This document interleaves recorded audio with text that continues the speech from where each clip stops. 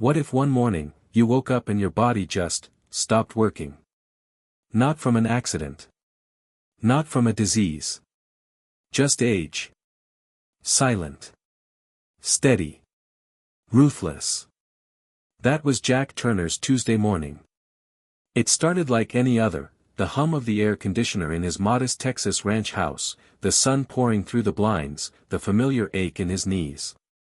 But today, something was different. He reached for his bedside lamp and couldn't grip the switch. His fingers trembled, then gave out completely.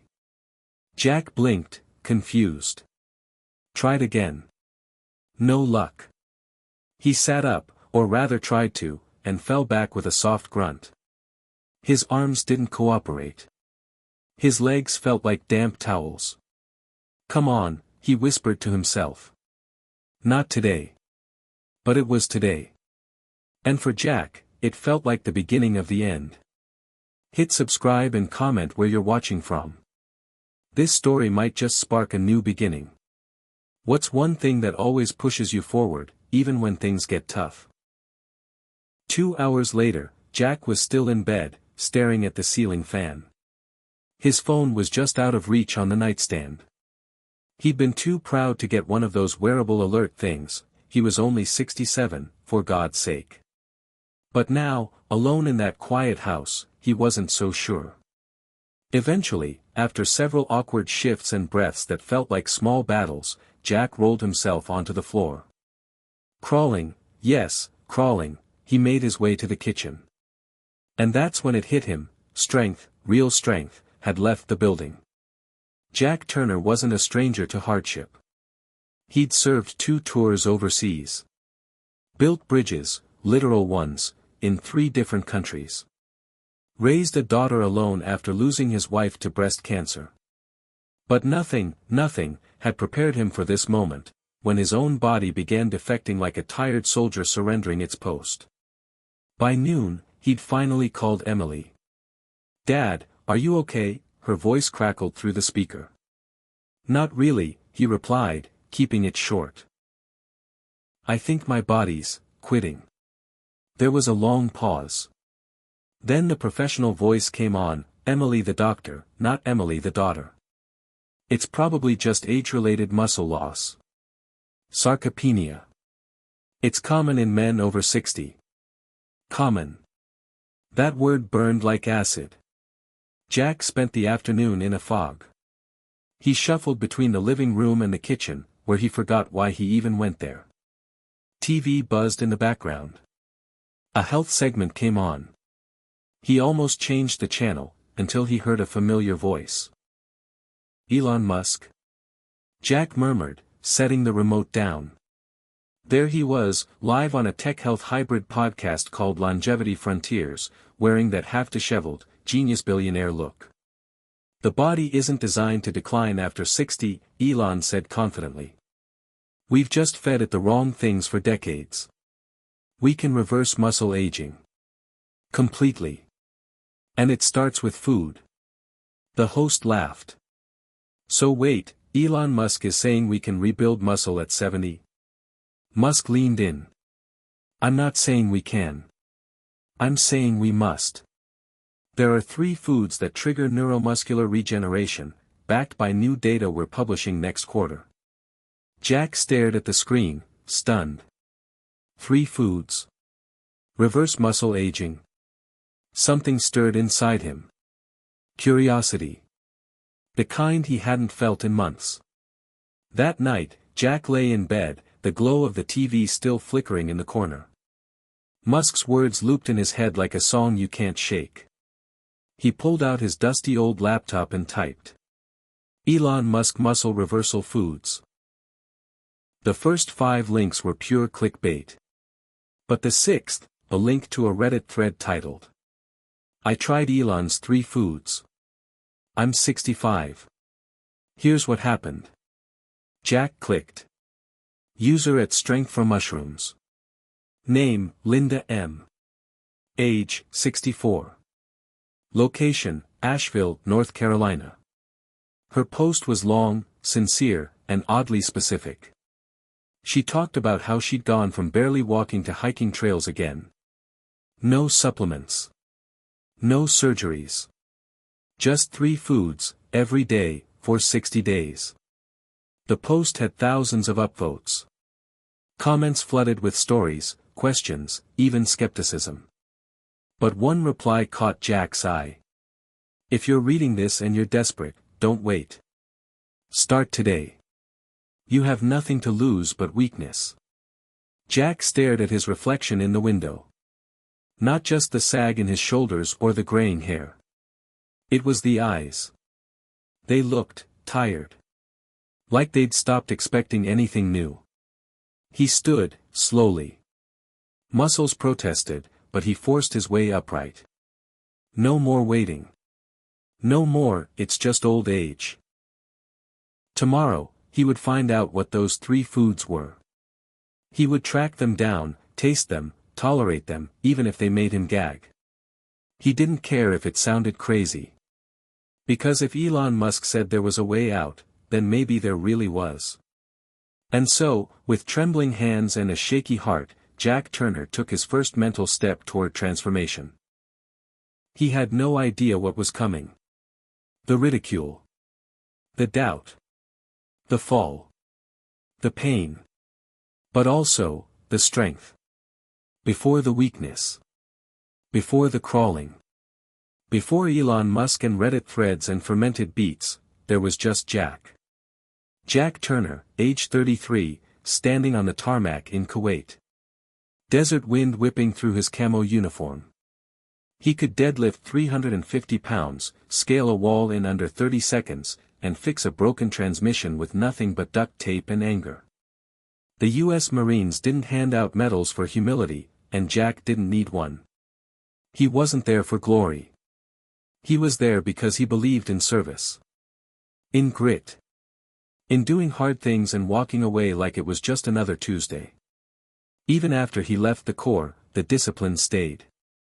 Every morning at 5 a.m., run 5 miles. Cold shower. Black coffee.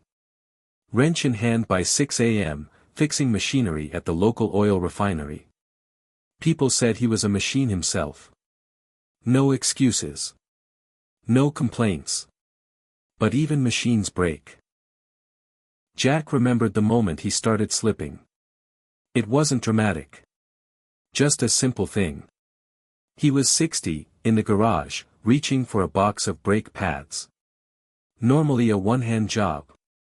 That day. He dropped them. His wrist shook. He laughed it off. Getting old, he muttered. That was the first time he said it out loud. And like a virus, the phrase stuck. The following months were a slow unraveling. The pull-ups became push-ups. Then knee push-ups. Then none. He fell behind on repairs. Took longer to mow the lawn. Started skipping morning runs. Old man Jack, the guys at the garage joked. He laughed with them. But inside, it stung. The worst part? Not the weakness. Not the pride. Not even the helplessness. It was losing the version of himself he once was. The man who carried his daughter Emily on his shoulders up the stairs when she was 6. The man who danced in the living room with his wife while Sinatra played on vinyl. The man who taught himself calculus at 45 just to help Emily with her homework. Now. He couldn't open a jar of peanut butter without a rubber grip. He had become the kind of man he used to pity, frail, cautious, invisible. Emily always said he was too stubborn to be old. She meant it lovingly, he thought. But sometimes, her voice carried the edge of exasperation. You've got to let me help, she'd say. There are physical therapists, dietary supplements, Dad, we can do something. But something always meant pills or appointments. Machines and waiting rooms. Other people's hands on his body. And Jack hated being poked, prodded, and patronized. What he wanted wasn't sympathy. It was dignity. What he missed wasn't youth. It was purpose. When Emily left for Johns Hopkins at 18, Jack had hugged her too hard and too long. She was his world. Smart, determined, beautiful like her mother. After her mom passed, they clung to each other in the quiet grief of an empty home. They talked almost daily for a while. Then weekly. Then holidays. Now, she was 35, a respected nutritionist in Seattle. Too busy. Too far. And Jack? He never told her how much he missed being needed. Being strong. Last Christmas, she flew in with her new boyfriend, a dentist named Jordan who wore cardigans and drank kombucha. Jack had smiled. Had shaken the man's hand. Had even made a joke about his hipster toothpaste. But inside, he'd watched himself from afar, an aging dad watching the young ones laugh, feeling like the past at his own dinner table. He remembered her saying, "Dad, promise me you'll start working out again. Even just light stuff. Resistance bands. It helps with muscle retention." He had nodded. Lied. Told her he would. He didn't. Until Elon Musk said otherwise. Until a billionaire with rockets and electric cars pointed a finger at the world and said, "You're doing aging wrong." Something about that hit differently. Because Musk wasn't selling a product. Not yet, anyway. He was challenging people. Jack understood challenges. Respected them. Needed them. That night, sitting in front of his laptop with a mug of stale coffee, Jack typed into a blank document. "Mission, reclaim my strength." He chuckled. It sounded like a military op. And maybe it was. Jack made a list. Find the 3 foods Elon mentioned. Buy them. Eat them. No exceptions. Track strength every 7 days. Call Emily and tell her the truth. Prove everyone, including himself, wrong. He printed it, pinned it to the fridge. Just looking at the paper gave him a little fire in the gut. The kind of fire that used to wake him up before dawn. He wasn't going down without a fight. Not now. Not when there might actually be a way back. He looked at an old photo on the wall, him and Emily on a camping trip, 20 years ago. He was lifting her up like a backpack, both of them laughing so hard their eyes disappeared. That man in the photo? He wasn't gone. Just buried under time. Jack balled his fist slowly. Muscles shook, but they obeyed. This time, he muttered, "I'm getting him back." By the time the sun came up the next morning, Jack Turner was already staring at the fridge. His mission list was still taped there, crooked and bold. The paper looked silly, like something a middle schooler might post during finals week. But to Jack, it was a battle plan. His hands trembled slightly as he gripped the edge of the counter. He stood in his modest kitchen, same faded cabinets, same clunky coffee maker from 2004, but he felt like a stranger inside it. The jackhammer certainty that once powered his every morning was gone. Now. Every step felt negotiable. He poured himself a cup of coffee and watched as it sloshed unevenly from his hand to the mug. Old man hands. That thought stabbed. He took a sip, bitter and too hot. Then sat down and did what he hadn't done in years, he Googled muscle loss in seniors. The results were a digital horror story. By age 70, the average man loses over 25% of muscle mass. Loss of mobility can double risk of falls. Sarcopenia is linked to early death, dementia, and metabolic decline. Jack stared at the screen, swallowing hard. This wasn't just about pride or getting back into his old jeans. It was survival. He had to find those foods Elon mentioned. But there was no list. No link. Just scattered blogs, theories, and debates. Damn it, Jack muttered. Can't even get a straight answer from the internet anymore. After an hour of digging through forums, one user caught his eye. @Neurofuel65 had written, forget supplements. Musk's team hinted at functional whole foods, dense in omega-3s, anti-inflammatory, and neuroprotective. I've narrowed it down to 3 candidates: fermented beets, sardines in olive oil, and lion's mane mushrooms. 3 strange choices. But as Jack read through the science, something clicked. Fermented beets, nitrates, blood flow, stamina. Sardines in olive oil, protein, omega-3s, calcium, B12. Lion's mane, nerve regeneration, brain muscle signaling. It was all there. Hidden in plain sight. His next stop, the grocery store. He hadn't been in weeks, relying mostly on frozen meals and old habits. But today, he got dressed with purpose, jeans, boots, and his marine cap. As he stepped outside, the bright sun caught him off guard. It felt judgmental. The world was still moving, while he had been shrinking into his house like a shadow. At the store, he shuffled slowly past rows of chips and cereal, scanning for his targets. He found fermented beets in the health food section, $9.49 for a small jar. Must be magic beets, he mumbled. The sardines were easier, aisle 7, next to the tuna. But lion's mane mushrooms? Never heard of them, the teen stock boy said, half scrolling through his phone. Sounds like a band. Jack sighed. He grabbed a few portobellos instead. Not the same, but close enough for now. He stood in the checkout line, ignoring the impulse to explain himself to the cashier. Hey, I'm doing something radical. I'm fighting time with fish and fungus. But he stayed quiet. Back home, the first bite was worse than he imagined.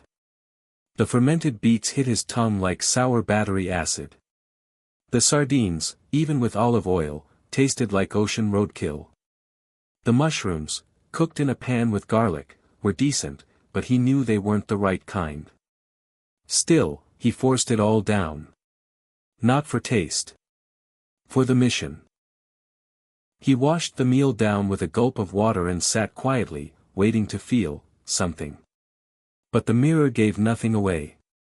Just the same older man with tired shoulders and sunken cheeks. That night, the fear crept in. What if this was all garbage? What if this Reddit stuff was just pseudoscience from desperate strangers clinging to snake oil? What if Musk had been bluffing? A throwaway comment. Just billionaire banter for clicks. He lay in bed, eyes wide open, staring at the cracks in the ceiling. For the first time in years, he felt the icy grip of fear crawl up his spine. Not fear of death.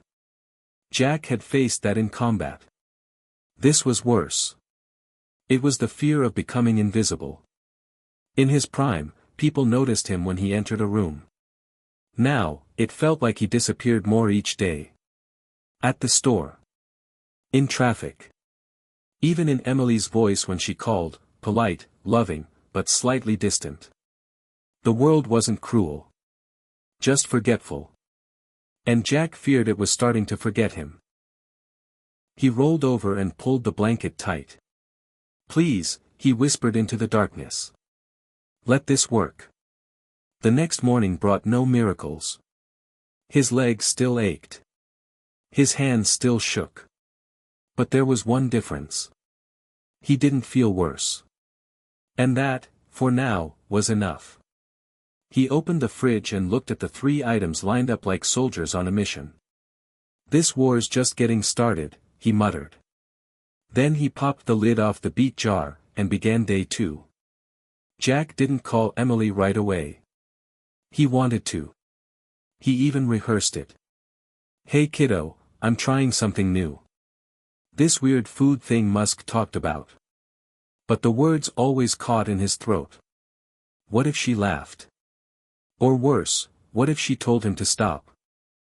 So, instead of calling her, he sent a photo, 3 items lined up on his kitchen counter like trophies, fermented beets, a tin of sardines, and a plastic-wrapped tray of mushrooms. No caption. Just the image. A few minutes later, her reply came through. Emily. Are you okay? What is this? That beet jar looks radioactive. He smirked, then typed back. Jack. Fighting back. Thought I'd let food do the punching for once. It took her a while to respond. The thing about Jack and Emily was, well, it was complicated. They loved each other, no question. But they were also stubborn in exactly the same way. After Emily left for med school, their relationship had drifted into that polite, long-distance father-daughter dynamic. Holiday check-ins. Birthday calls. The occasional text with a recipe or meme. But the real stuff? The "you look tired, what's really going on?" stuff? They didn't talk about that. Mostly because Jack didn't know how. He wasn't raised to share feelings. His own father had been a quiet welder from Arkansas who once responded to a death in the family with, "Well, guess I'll get the shovel." So when Emily had started asking tough questions after her mom died, like why he never cried, Jack just shut down. Not because he didn't care, but because grief felt like a private war, not a group therapy session. That silence built walls between them. And those walls never really came down. Emily finally called later that night. Jack hesitated before answering, then tapped accept. "Hey," she said. "So, what exactly are you doing?" "Trying to undie one muscle fiber at a time," he answered with a dry chuckle. She sighed. "Dad. I'm serious, Em. I heard this bit Musk did, some foods that help seniors rebuild muscle. I looked it up. There's science behind it." "Right. Reddit science." Jack frowned. "Hey, don't knock Reddit. It's where people without lab coats talk about what's actually working." A beat of silence. "You know," she said, "you could have just called me. I am an actual nutritionist." "I didn't think you'd believe me," he admitted. She softened. "I believe you want to feel better. I just don't want you getting your hopes up for some viral TikTok diet." "It's not a diet," Jack said firmly. "It's war." Another pause. Then she asked the question he dreaded. "Why didn't you tell me things were getting this bad?" He looked around the kitchen, his fortress of solitude. The scuffed counter, the humming fridge, the wooden chair with the loose screw he kept forgetting to fix. None of it had changed. But he had. "I didn't want you to worry," he finally said. "Dad," she said gently, "I already do worry. Every day." Jack leaned back in his chair and let the silence settle. Then he said something he hadn't told anyone in years. "I miss being strong." Emily's voice cracked. "I miss that too." There it was. Raw. Open. Unspoken for far too long. "I miss being the guy who could carry you up 3 flights of stairs just to tuck you in," he added. "Now I need to sit down just to tie my shoes." She sniffled on the other end. "Well, that guy's not gone, you know. He's still in there. Just, sleeping." Jack gave a dry laugh. "Yeah, well, he's gonna need some serious groceries to wake up." She laughed too, genuinely, for the first time in weeks. "Okay, so let's make a deal," she said. "You keep eating your radioactive beets, and I'll send you a real list of foods that complement what you're doing." "Deal." "Deal," he replied. "And you have to call me more than once a week." Jack smiled. "You drive a hard bargain, document." After the call, Jack sat for a long time, phone still in hand. It wasn't just the food. It wasn't just Elon Musk or Reddit or even the muscle loss. It was this. The reconnection. The warmth. The reminder that he wasn't just a failing machine left to rust in the corner of life. He still mattered. To her. Later that night, Emily emailed him an article from a peer-reviewed journal, along with a short list of nutrient pairings: leafy greens with sardines for calcium absorption, turmeric tea for inflammation, and the name of a company that shipped real lion's mane mushrooms. Jack bookmarked everything. But more importantly, he saved her email in a new folder he titled Operation Rebuild. The next morning, as he stirred a pan of eggs and greens, per her instructions, he felt something he hadn't in a while. Momentum. Not speed. Not ease. But forward motion. And for a man like Jack Turner, that was enough. Jack hated doctors. Not because he didn't trust science. Not because he was one of those tough guys who thought pain made you manlier. No, he just didn't like being seen like that. Weak. Fragile. On a chart. But Emily insisted. If you're doing something new with your health, you need a baseline. Blood work. Vitals. I don't care if you eat sardines out of a tin like a raccoon, but let someone monitor the results. So, with a dramatic sigh and a lot of internal bargaining, Jack found himself sitting in a small, chilly examination room 2 days later. The kind that smells like disinfectant and old anxiety. His primary care doc, Dr. Mark Glassman, was a stocky man with gray hair and kind but tired eyes. Jack had seen him once a year for the last 5 years. Their exchanges were usually short, efficient, and punctuated by Glassman's favorite phrase, "That's just part of getting older." Jack always hated that line. "So," Dr. Glassman said, glancing over Jack's chart, "what brings you in today?" "I'm trying something different," Jack replied. "Eating specific foods. Ones that supposedly reverse muscle aging. Saw it on a podcast." The doctor looked up, amused. "Let me guess, Joe Rogan." "Worse," Jack smirked. "Elon Musk." Dr. Glassman chuckled. "Well, he certainly has opinions." "It's not a joke," Jack said more seriously. "Fermented beets, sardines, lion's mane mushrooms. I've been eating them every day. Stretching. Light resistance bands. Trying to get my strength back." The doctor leaned back in his chair, pen twirling in his fingers. "And what are you hoping to achieve, exactly?" Jack looked him dead in the eye. "I don't want to feel like I'm disappearing." There was a pause, long enough to hang in the air like humidity. Then Glassman nodded slowly. "Well, I've heard stranger motivations." He stood, pulled out his stethoscope, and gestured to the exam table. "Let's take a look." Jack endured the usual pokes, prods, blood pressure cuff. He did his best not to wince when the cold stethoscope touched his back. Then came the blood draw. The nurse, bless her heart, took 3 vials like she was siphoning oil from a tank. When it was done, Glassman sat down with a quiet sigh. "Look," he said, "I don't want to discourage you. Any attempt to eat cleaner, move more, that's a win in my book. But there's no miracle beat that's going to turn back the clock." Jack nodded slowly. "So, you're saying don't bother?"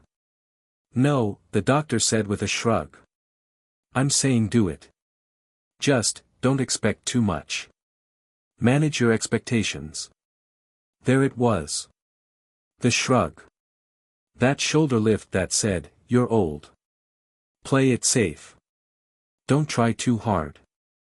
Jack hated that shrug more than anything else in the world. He drove home in silence, gripping the steering wheel tighter than usual.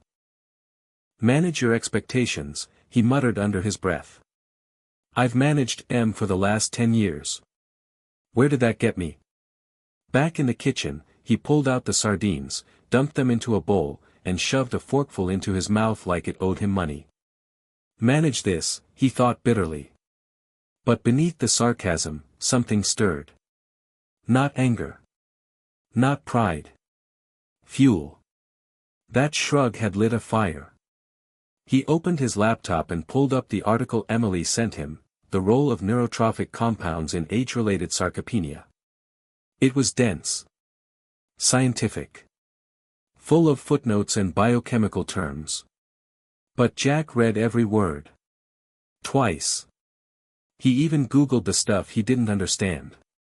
By the time he was done, his brain felt like it had run a marathon. But he also felt something else, empowered. This wasn't about fighting age. It was about fighting passivity. And Jack Turner had never been passive. That night, he dug through his garage and found an old pull-up bar. Rusty, neglected. Still bolted to the frame between two support beams. He stood under it and stared. His hands reached up on instinct. Grip shaky. Arms weak. He didn't even try to pull himself up. Not yet. Instead, he just hung there, for 10 seconds. Then 15. Gravity screamed at his shoulders. His forearms burned. His spine stretched and shook. But he didn't let go. Not until his muscles finally gave out. He landed with a soft thud and grinned through clenched teeth. Day by day. No shrugs. No surrender. He texted Emily. Jack. Doc gave me the, just get old gracefully, speech. Hung from a pull-up bar instead. Didn't die. Tomorrow, I hang longer.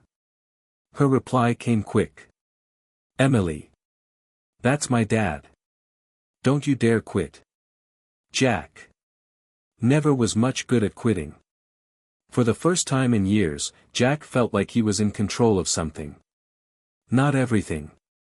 Not age. Not fate. But something. And that was enough to fight for. 3 weeks. That's how long it had been since Jack Turner committed to the mission. Every morning started with a bowl of something bizarre, beets that smelled like vinegar, oily sardines mashed onto toast, or sautéed mushrooms that looked like something scraped off a forest floor. But he didn't miss a single day.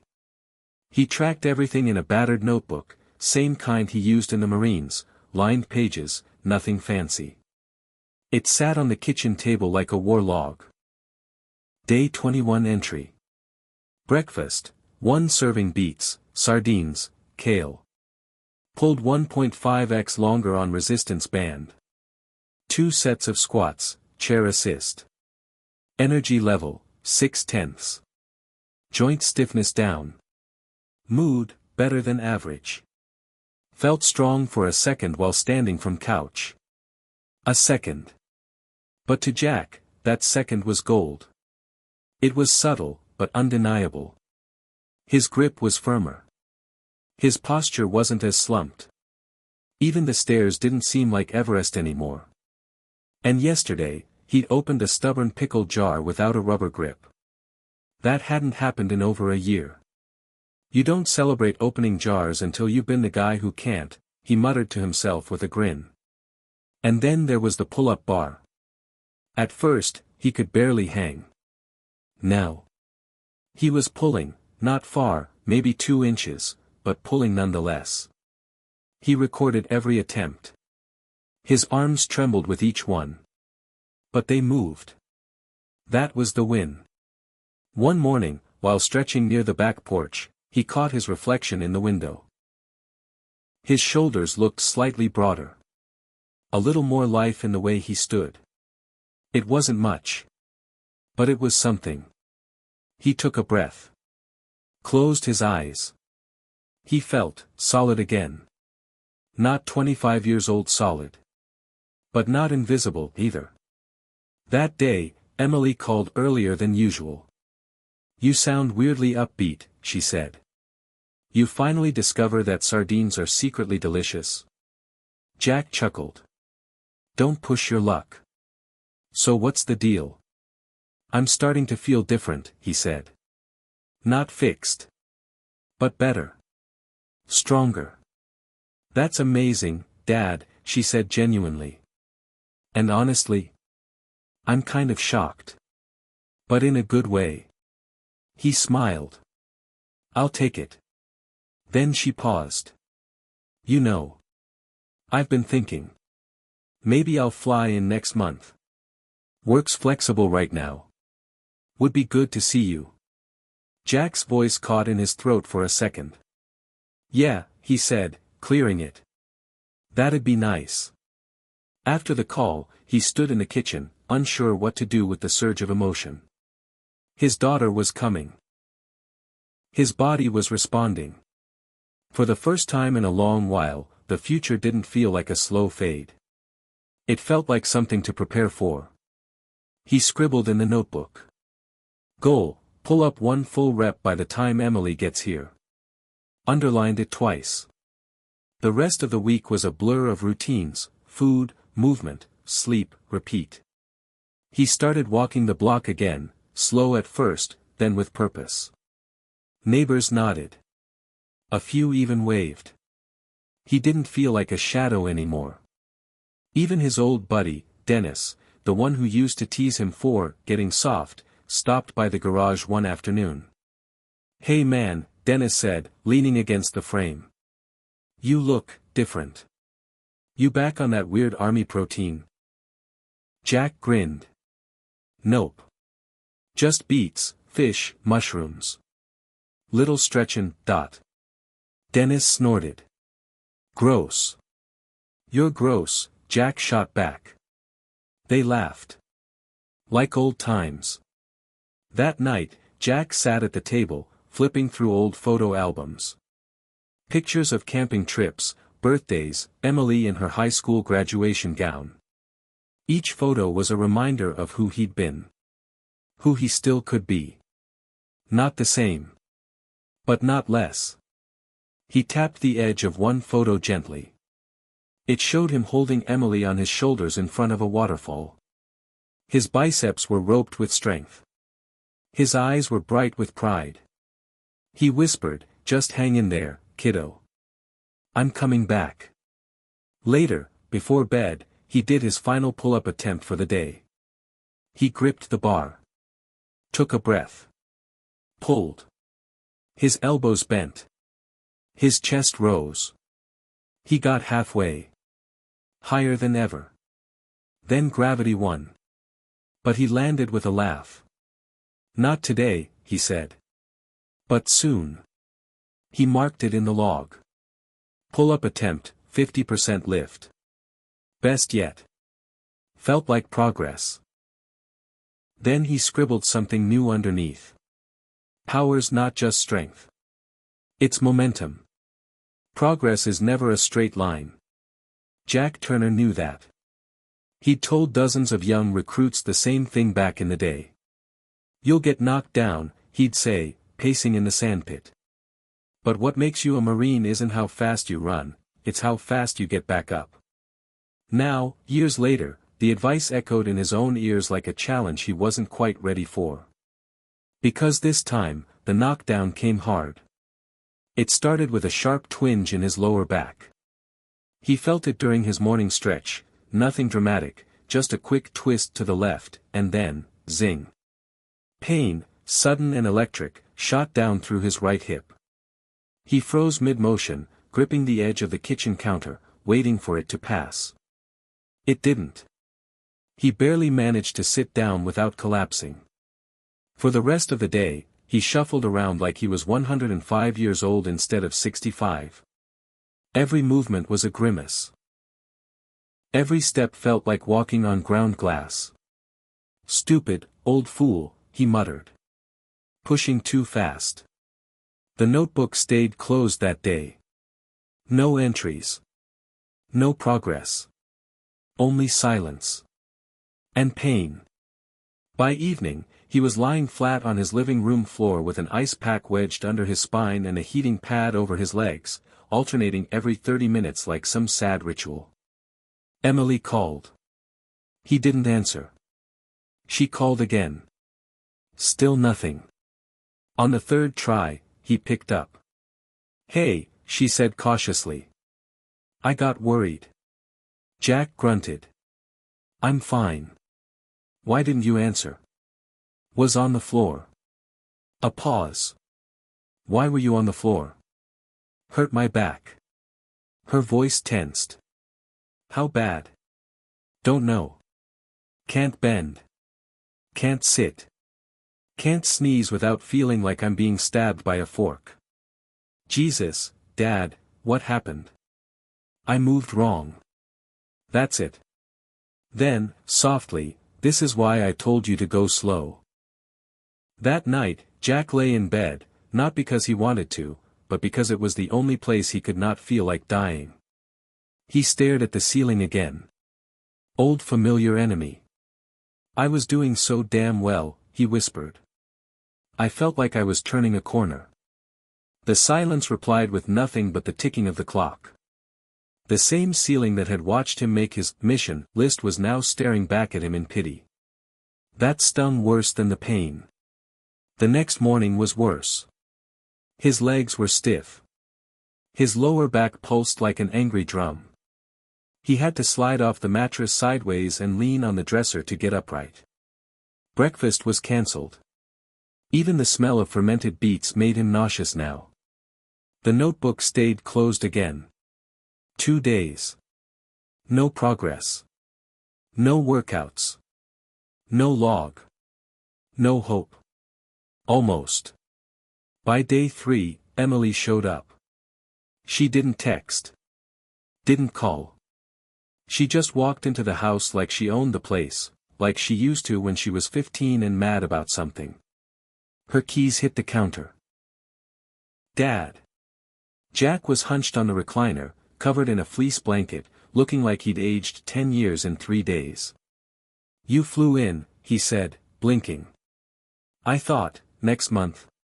You scared me, she said, crossing the room. That wasn't part of the deal. I'm fine. You're not fine. You haven't answered my texts. You dropped your food routine. And you look like hell. Jack sighed. I pulled a muscle. That's all. Happens. No, she said, kneeling beside him. What happens is you push your body like it's 1994 and expect it to behave. He looked away. I was doing so good. I felt alive again. She softened. I know, Dad. And you still are. One setback doesn't erase 3 weeks of work. They sat in silence for a while. Emily eventually brought him some soup. Not beets, not sardines, just plain old chicken broth and crackers. It tasted like grace. Later, she helped him stretch, gently, carefully. She talked about pain cycles and fascia and inflammation like she was giving a TED talk to an audience of one. Jack just nodded, absorbing it like a sponge. Her voice was calm. Steady. Comforting. He didn't say much. But when she stood up and grabbed the notebook from the table, his heart skipped. She opened it. Turned to a blank page. Then handed him a pen. Write it, she said. I didn't do anything today, Jack replied. She looked him in the eye. You endured. So, he wrote. Day 24. Pain. But not the end. Emily came. Soup helped. So did she. Maybe tomorrow I'll eat again. Maybe the day after I'll stretch. But today, I didn't quit. Setbacks come for everyone. Jack had known that. But this time, he also remembered something else. Setbacks only win if you let them become endings. And he wasn't done yet. Not even close. The first day back was humbling. Jack stood barefoot in his living room, arms stiff at his sides, while Emily led him through the gentlest stretches she knew. No pull-up bar. No resistance bands. Just small, precise movements. A tilt of the head. A rotation of the shoulders. A knee lifted slowly toward the chest, supported by both hands. You're not here to win today, she said softly. You're here to show up. Jack grunted. Well, I showed up with a back that still thinks I'm 90. Emily smiled. That's okay. Some days, you show up with steel. Other days, with string. Just don't disappear. By the end of the session, Jack was sweating. Not the good kind, the kind that trickles down your back and soaks your shirt during a hard-earned workout. No, this was exhaustion sweat. The kind that reminded you how far there still was to go. But when he sat down and took a sip of water, he realized something incredible. The pain wasn't worse. He hadn't pushed it. He hadn't broken again. He'd survived the first step back. And that counted for something. He opened the notebook and wrote. Day 25. Stretched. Gently. No sharp pain. Moved like a man underwater, but I moved. Starting over. Not from zero, from knowledge. From experience. Emily stayed for the next 3 days, cooking meals that were halfway between Musk's muscle miracle and practical nutrition. She made lentil stews loaded with greens, scrambled eggs with turmeric, and even added blueberries to the morning sardines. Jack pretended not to hate it. Each day, Jack did a little more. He stood longer. Sat taller. Moved smoother. And each night, Emily massaged his legs and showed him new stretches to ease tension and improve circulation. They didn't talk about the setback much. They didn't need to. It was already becoming part of the story, not the end of one. By the end of the week, Jack was back outside, walking the block. The first lap took 17 minutes. He didn't care. He passed the same houses, the same barking dogs, the same cracked sidewalks he'd seen 1,000 times.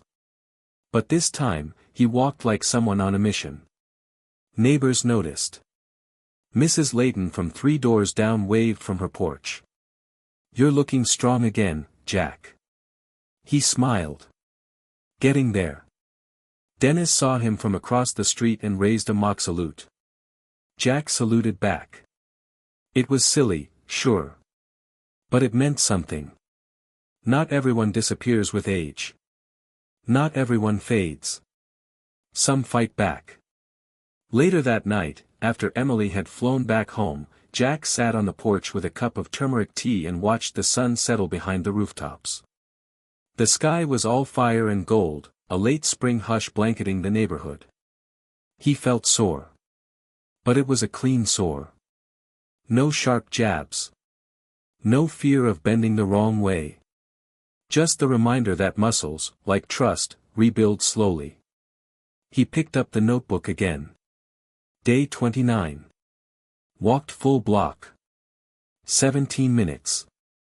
Breathing steady. Stretching daily. Pain managed. Feeling like I'm climbing again, not falling. Reminder to self. Every comeback starts with stillness. The next morning, he approached the pull-up bar again. He hadn't touched it since before the injury. It felt like confronting an old rival. He reached up. Took a breath. Pulled.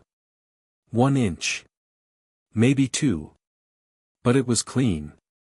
Controlled. No panic. No sharp recoil. Just movement. He landed softly, wiped his palms on his sweatpants, and whispered, "Good." Then he wrote. Day 30. First pull since the injury. 2-inch lift. No pain. Victory. That night, he finally called Emily. "Guess who touched the bar again? Please tell me you mean the pull-up bar and not the liquor cabinet." Jack laughed. "Yes, smartass. And I didn't break anything." Emily cheered. "You're officially back in the game." "I never left," he said. "Just had to reroute." She paused. "You sound good, Dad. Really good." Jack smiled to himself. "I feel good. Not young.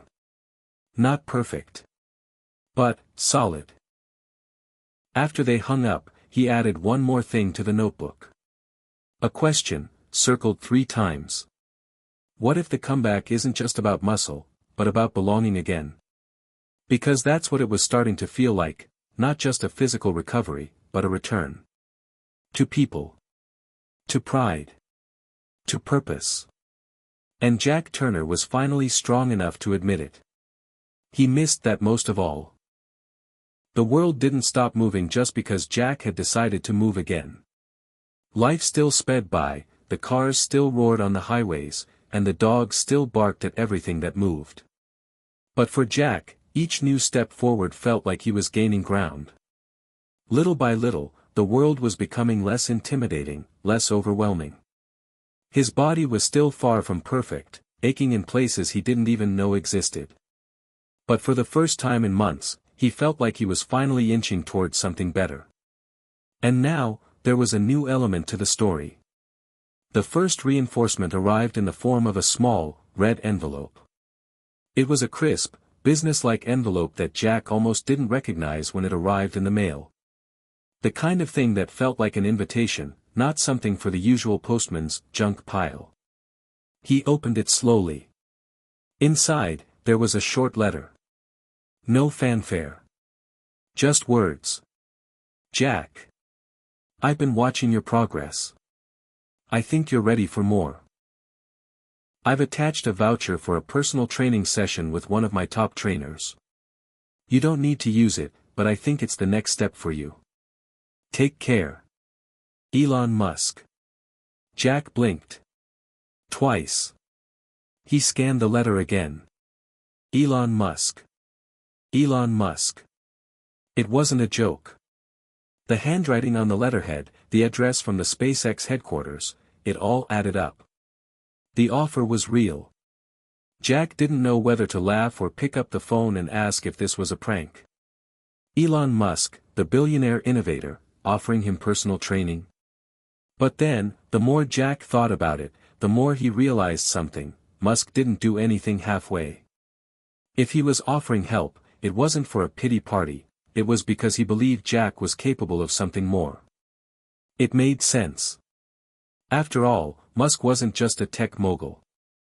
He was a man obsessed with pushing boundaries, with defying what was thought to be impossible.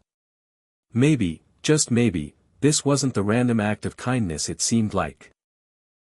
Maybe this was an invitation to step up. Jack wasn't sure whether to feel humbled or intimidated, but one thing was certain: he wasn't going to let this pass. The next day, he was on the phone with a very real, very professional-sounding assistant.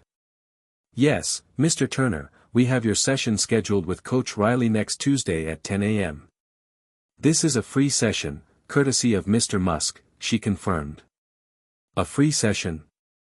Jack still wasn't sure if he was part of some billionaire's social experiment, but he didn't care. He was doing this. Sounds good, Jack replied. And Coach Riley? Yes, she's one of our top trainers. I'm sure you'll find her methods challenging, but also, effective. Tuesday came quickly. Jack had no idea what to expect. Would this Coach Riley be some robot-like fitness guru who could run circles around him? Or would she be like a drill sergeant, barking orders with little empathy? When he pulled into the parking lot of a sleek, glass building he'd never noticed before, his nerves went haywire. The facility was pristine. From the outside, it looked more like an executive office building than a gym. He entered through the automatic doors, greeted by a woman who was perhaps in her mid-30s. She was fit, of course, and wore a name tag that read, Coach Riley. Mr. Turner, she said, extending a hand. It's a pleasure to meet you. I've heard a lot about your journey. Jack hesitated, shaking her hand. Yeah. The journey. She smiled. I know you've been working on some self-regulated routines. But today, we're going to change things up. I promise we'll take it slow. Slow is good, Jack said with a grin. For the next hour, Riley put him through a series of exercises that weren't about lifting heavy weights or blasting through intense reps. Instead, she focused on mobility, flexibility, and core strength. Movements designed to rebuild strength from the inside out, the kind that hadn't been tested in years. It was exhausting. And humbling. But it was also refreshing.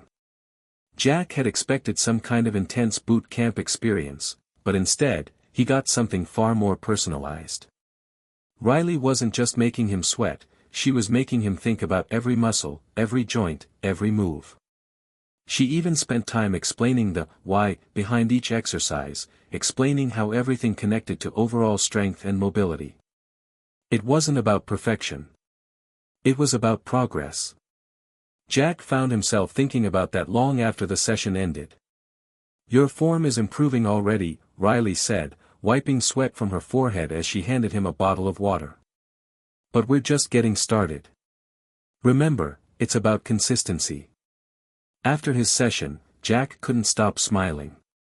The hour had gone by quickly, and though he was sore, there was something in his chest that felt lighter. He'd done it. He'd taken the next step. For the first time in a long while, he felt like he wasn't just doing okay, he was doing something significant. Later that evening, Jack sat down in his living room with his notebook. He'd made a new entry, almost as though the session had unlocked a new layer of understanding. Day 35. First training with Coach Riley. Not just physical. Minds involved. Realized, the journey isn't linear. It's multidimensional. So, today, I'm not just moving forward. I'm moving up. And as he closed the notebook, Jack realized that maybe, just maybe, the climb was more than just his recovery. It was about finding strength in new places, places he hadn't known existed. This wasn't just about muscles or beats or even the advice of billionaires. This was about reclaiming his life, one small, deliberate movement at a time. And, with Riley's help, and maybe a little encouragement from Elon Musk, he was getting closer every day. The first time Jack stepped into the gym after his session with Coach Riley, he felt something stir deep inside him. It was that quiet, insistent whisper of anticipation, the feeling of standing at the edge of something, looking down into the unknown, wondering if you could take the leap.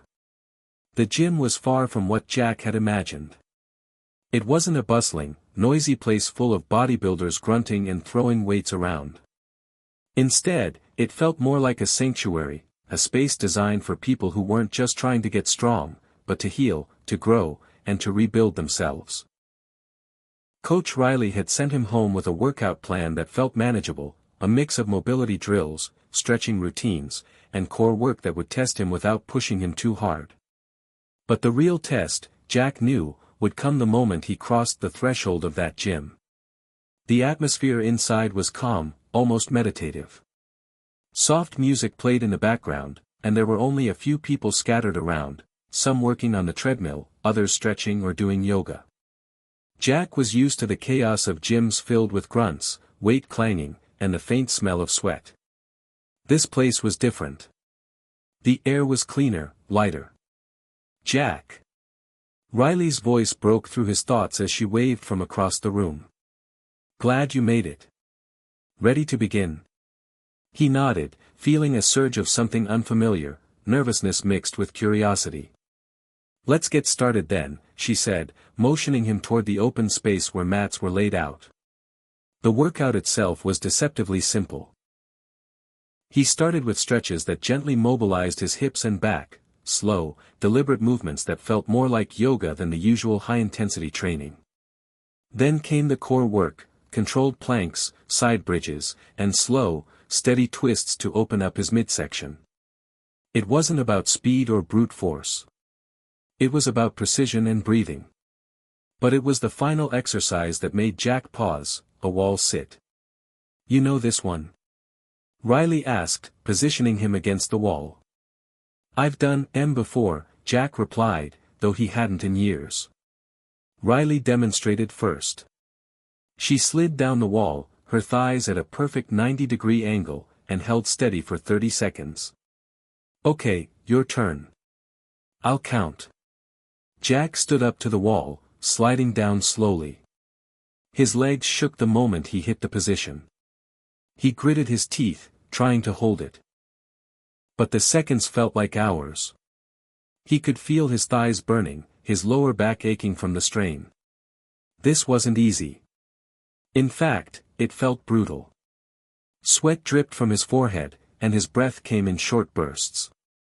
"Focus on your form," Riley called out.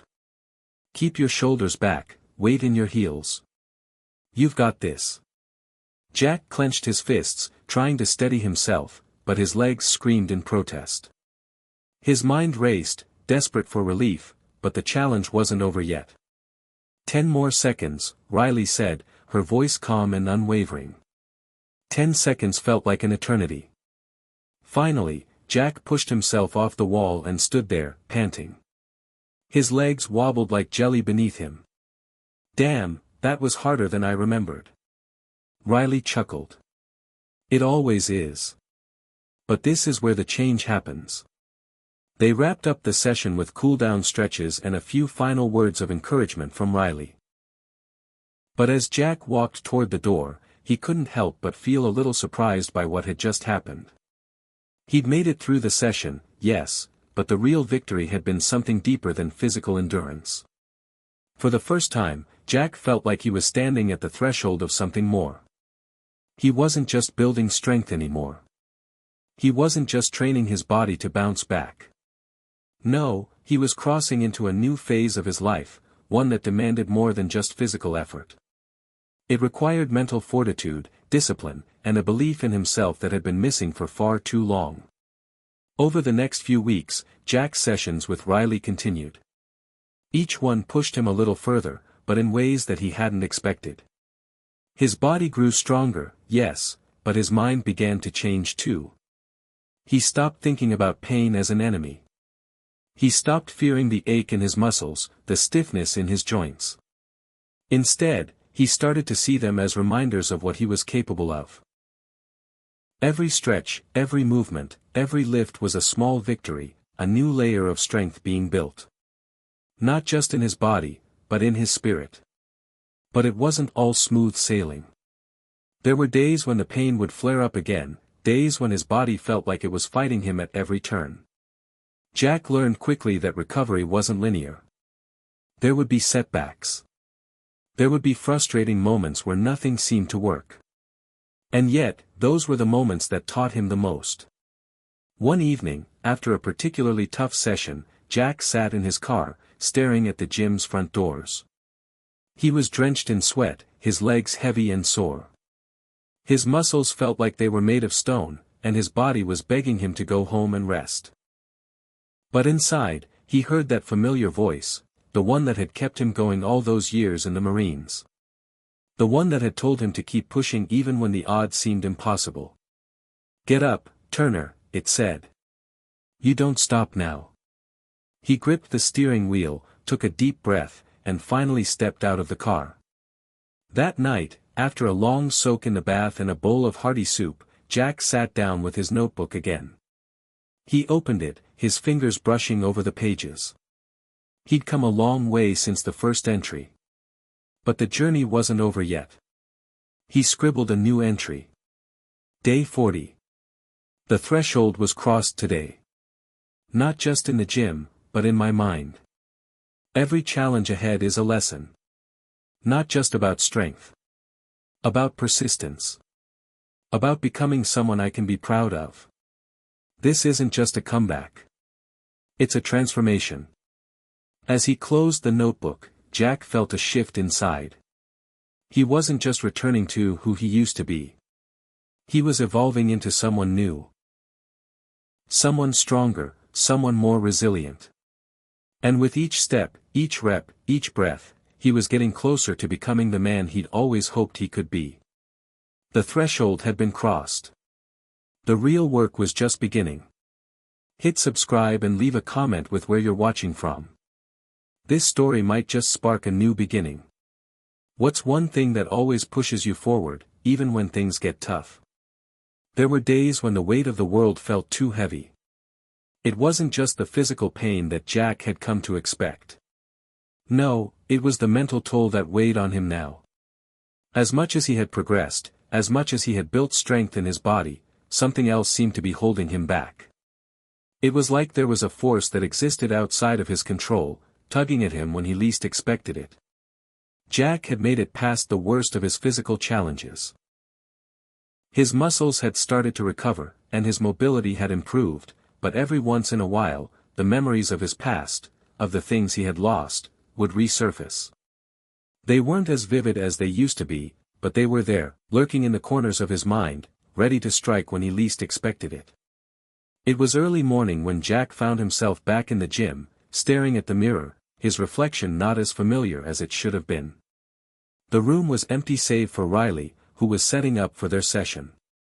The low hum of the fluorescent lights and the soft scrape of rubber mats against the floor were the only sounds in the space. Riley waved at him from across the room, a smile tugging at her lips. "Ready for another round?" Jack nodded, but inside, something felt off. He wasn't sure what it was. Maybe it was the exhaustion from the night before, or maybe it was the weight of the past creeping into his thoughts, but he didn't feel like himself. "Today's focus is on your core," Riley said, grabbing a medicine ball from the nearby shelf. "Let's work on your stability and strength. It's about balance, finding the center of yourself." The moment she said it, something clicked. Jack took his position on the floor, his legs spread apart, his hands placed firmly on the medicine ball. He could feel his abs tighten as he lifted his feet off the ground, holding his balance. It was surprisingly harder than it looked. His body trembled under the strain. The discomfort in his core was like an anchor, keeping him grounded. But as he focused on keeping himself still, Jack noticed something unusual. The weight of his body didn't feel like it was just physical. It was mental, too. The thoughts that had been swirling in his head suddenly became more clear, more intrusive. "Focus, Jack," Riley's voice broke through the fog. "You're doing great. Keep breathing, and stay centered." It was her steady voice that helped him reorient himself. As he exhaled, the tension in his core seemed to dissolve for a moment. But the thoughts didn't leave. They were still there, fighting for his attention. He closed his eyes briefly, letting himself drop into the rhythm of his breath. Inhale. Exhale. Inhale. Exhale. As he did, he realized something. The core wasn't just about the physical center of his body. It was about finding his center of peace, something he'd lost long ago. A stillness that had been absent for years, since his time in the military. Jack had spent so much time focusing on the external, the physical, that he had ignored the internal. The emotional side of his recovery hadn't been given enough attention. But today, as he worked through the exercise, he began to realize that his body was only half of the equation. The other half was his mind. And that, Jack knew, was where the real work needed to be done. After the session, Jack found himself deep in thought, unable to shake the weight of what he had discovered.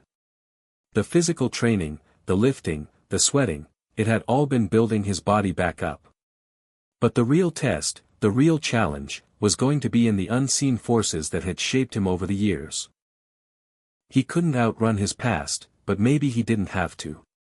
Maybe the key was to acknowledge it, to accept it, and to move forward in spite of it. It was later that evening when Jack sat down with his journal. His thoughts felt heavy, his body sore from the workout, but his mind was racing. He picked up his pen and began to write. Day 45. Today, I felt a shift. It wasn't the physical stuff. It was the mental. There's something inside me that I haven't been addressing, something deeper than the pain in my muscles. I need to face it. The past. The memories. The stuff I thought I could ignore. It's time to bring it into the light. Only then can I truly move forward. The next day, Jack returned to the gym, determined to face the unseen forces that had been holding him back. He didn't know what he'd find, but he was ready to confront whatever lay in his mind. As he entered the gym, he found Riley stretching near the mats. "You okay?" she asked, her eyes narrowing with concern. Jack took a deep breath. "I'm getting there. I think I've just been ignoring something for too long." Riley nodded knowingly, as though she had anticipated this moment. The mind can be just as heavy as the body. But remember, Jack, this isn't a sprint. It's a marathon. The first step is always the hardest. Jack gave her a small smile, grateful for her words. It wasn't just about the exercises anymore. It was about how he could rebuild his entire life from the inside out. Over the next few weeks, Jack worked harder on his mental recovery.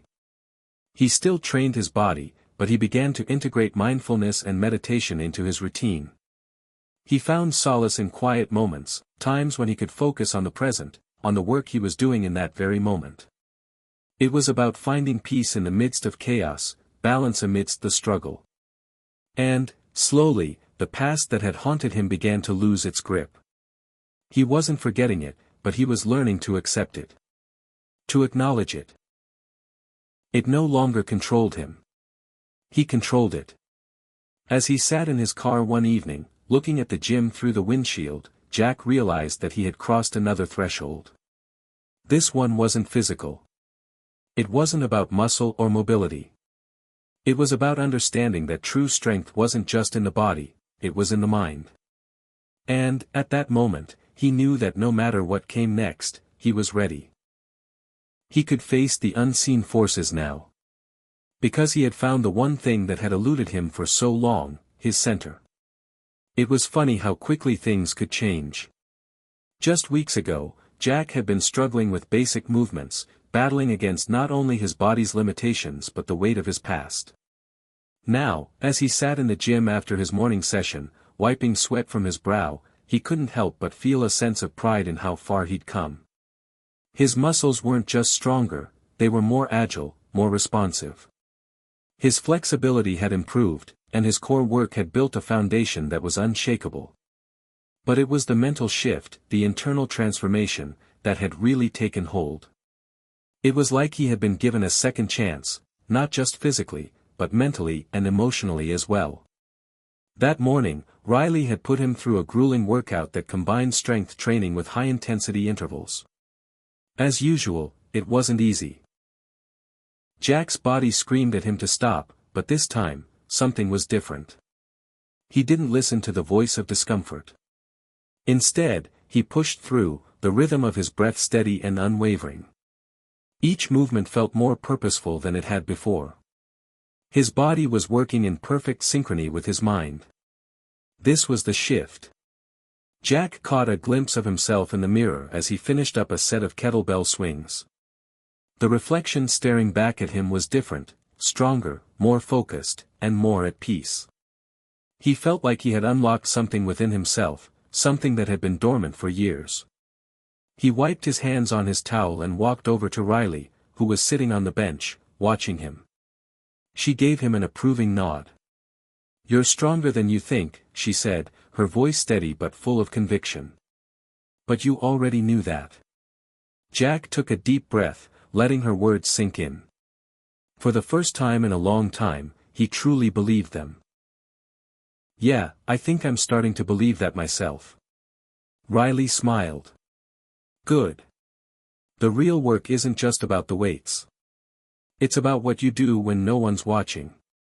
That's when you show your true strength." Later that day, Jack sat at his kitchen table with his journal in front of him. His mind was racing as he thought about what Riley had said. He had pushed through so many physical barriers, but now it was time to face the deeper, quieter battles, the ones that weren't as obvious. The ones that had to do with habits, emotions, and his mindset. He flipped open the notebook, his pen hovering over the page. He'd always found comfort in writing, whether it was a way to organize his thoughts or release his emotions.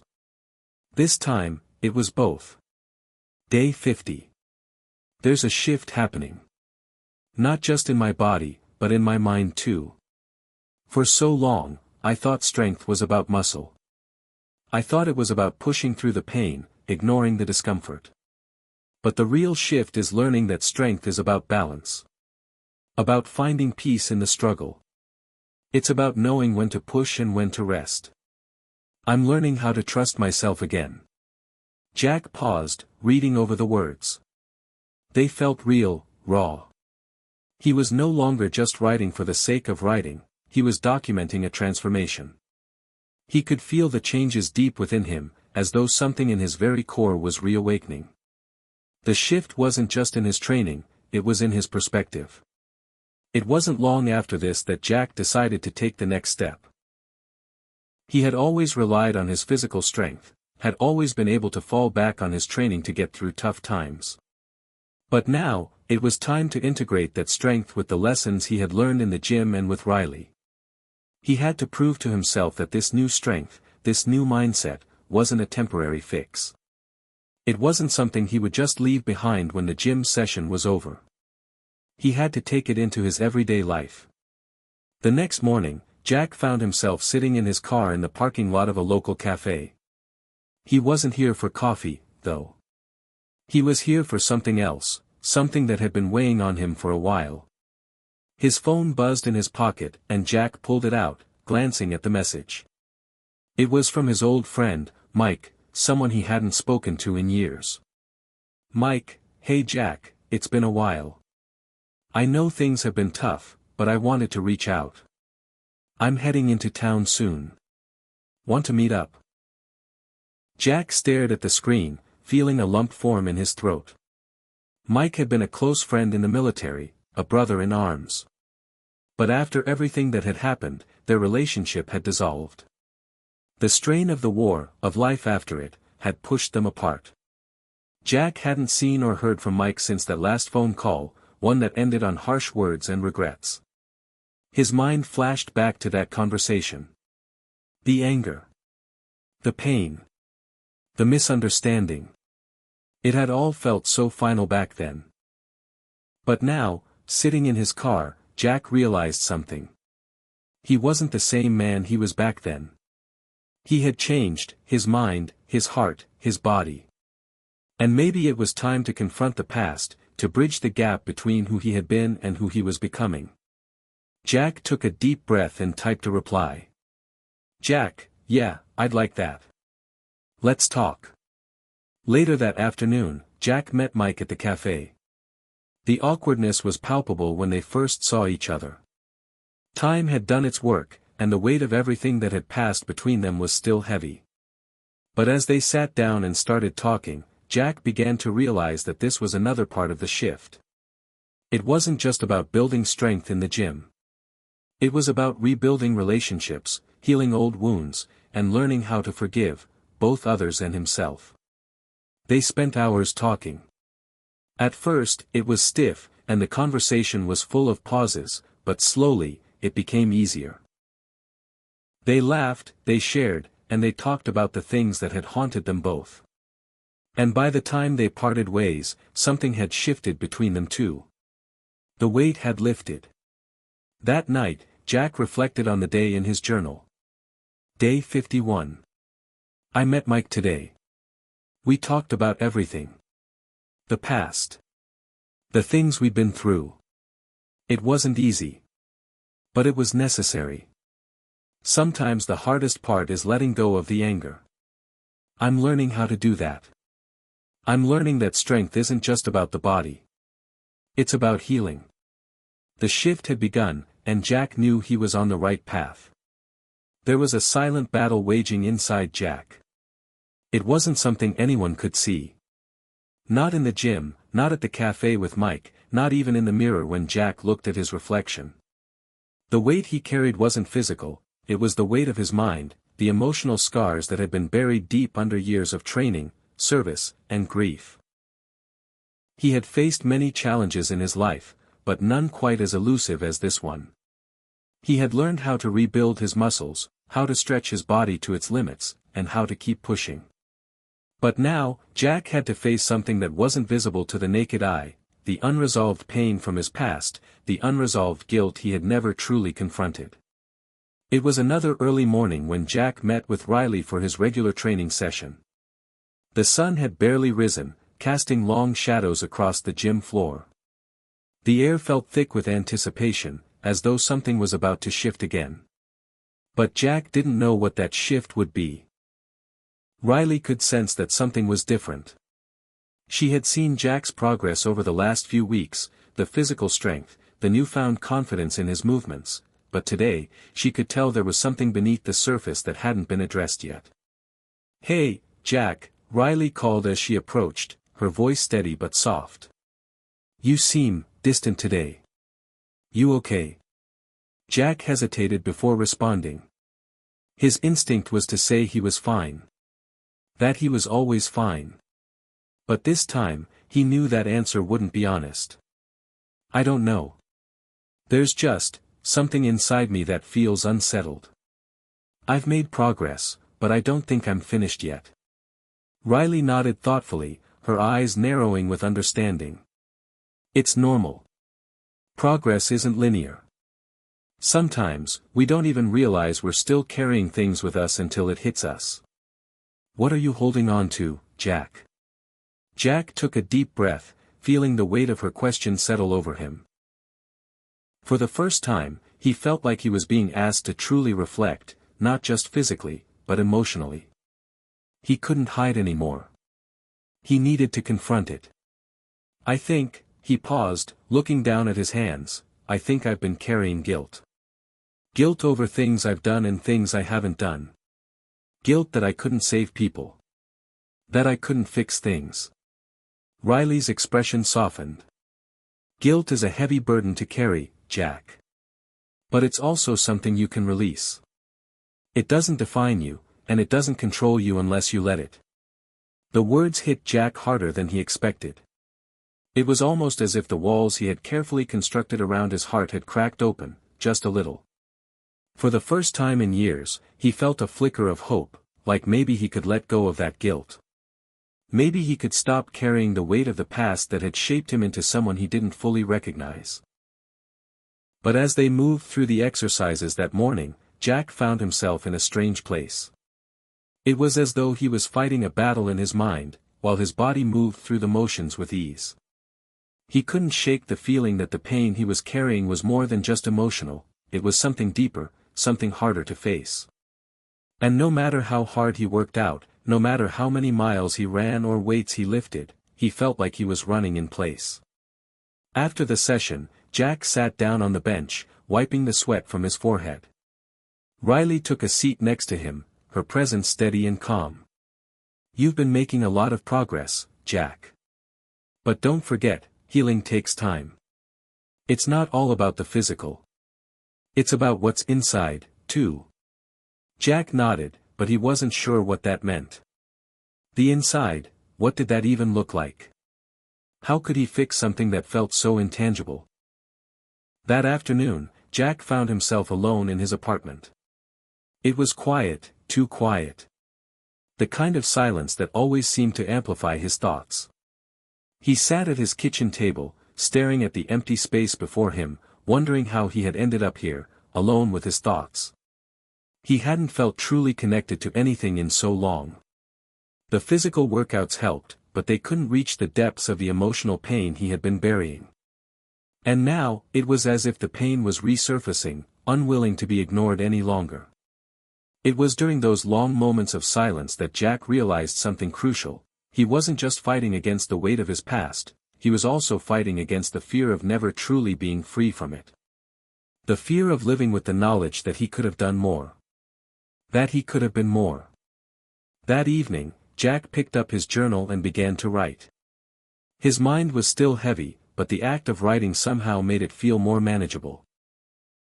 Slowly, the words began to flow, like they had been trapped inside him for too long. Day 56. I've been thinking a lot about the things I've been carrying. Guilt. Fear. Regret. It's been hard to shake these things off, to let them go. I've spent so much of my life trying to fix things I couldn't control, things that were never mine to fix. But now, I realize that part of the battle is accepting that I'm not perfect. And that's okay. I can't change the past, but I can control what I do now. The next day, Jack returned to the gym with a renewed sense of purpose. He wasn't sure what the next step in his journey would look like, but he knew one thing for sure, he was no longer going to let the unseen battles win. As he walked through the doors, Riley greeted him with a smile. Feeling better today? She asked, raising an eyebrow. Jack didn't hesitate this time. Yeah. I am. I think I'm finally starting to see the fight for what it is. It's not about the past anymore. It's about what I do with today. Riley's smile grew wider, proud of the progress Jack had made. That's the spirit. Let's keep moving forward, one step at a time. Jack's journey was far from over, but for the first time, he felt like he had taken a step in the right direction. The unseen battle within him wasn't won overnight, but it was a battle he was finally ready to face, head on. And maybe, just maybe, that was the biggest victory of all. Sometimes, life has a way of pushing you to the edge. You can't see it coming, and when it hits, you feel like the ground beneath you is shifting. One moment, you think you're in control, and the next, everything changes. That's where Jack found himself now, a place of both strength and uncertainty. He had been progressing in ways he had never imagined, but this wasn't just about getting physically stronger anymore. This was about navigating a deeper, more personal turning point. Jack had spent years hiding from his vulnerabilities, burying them under layers of armor. But now, everything was coming to the surface. It all began on a quiet Saturday morning. Jack had woken up early, his body still sore from the previous week's intense workouts.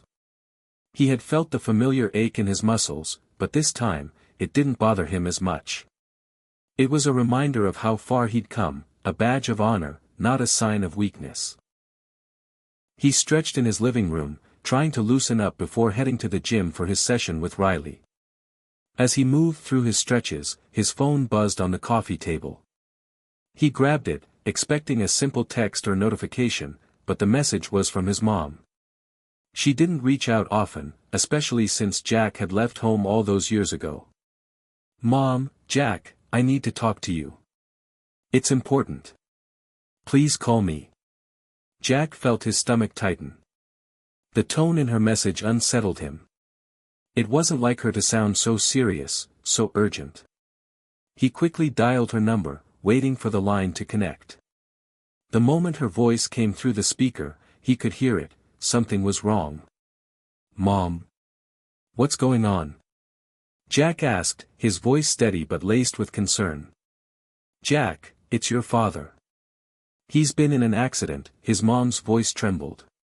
"It's bad, Jack. The doctors aren't sure if he's going to make it." Jack's world suddenly went silent. He had always known his father wasn't in the best health, but this felt different. His mind raced, but his body was frozen. The pain in his chest felt like a physical blow. For a moment, he couldn't think, couldn't breathe. "Where is he?" Jack managed to say, his voice barely above a whisper. "He's in the hospital. In critical condition." Without thinking, Jack grabbed his keys and rushed out the door.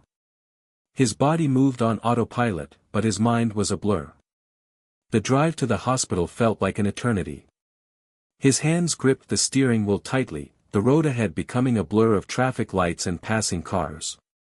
He couldn't shake the feeling that everything was about to change. That the turning point he had been avoiding was right in front of him. When Jack finally arrived at the hospital, the sterile smell of antiseptic hit him immediately. It was familiar yet foreign, the kind of place you never want to be. His mother was sitting in the waiting room, her eyes red from crying. She looked up as Jack approached, relief flashing across her face as she saw him. "Jack, you're here," she whispered, standing to embrace him. "I'm here, Mom." "I'm here," Jack said, holding her tightly. They sat together in the waiting room for what felt like hours. The doctors came and went, but there was no word on his father's condition. The uncertainty hung in the air, thick and heavy. Jack tried to focus on his breathing, but his mind kept wandering back to his father. The man who had always been tough, always been there for him, even when their relationship had been strained in recent years. Finally, a doctor came in and called them to the back. Jack followed his mother down the sterile hallway, his heart pounding in his chest. When they entered his father's room, Jack froze. His father was lying in a hospital bed, connected to machines that beeped steadily in the background. His face was pale, his body still. He looked smaller than Jack remembered, frail and vulnerable in a way he had never seen before. "Dad," Jack said softly, approaching the bed. His father's eyes fluttered open, and he smiled weakly. "Jack, you made it."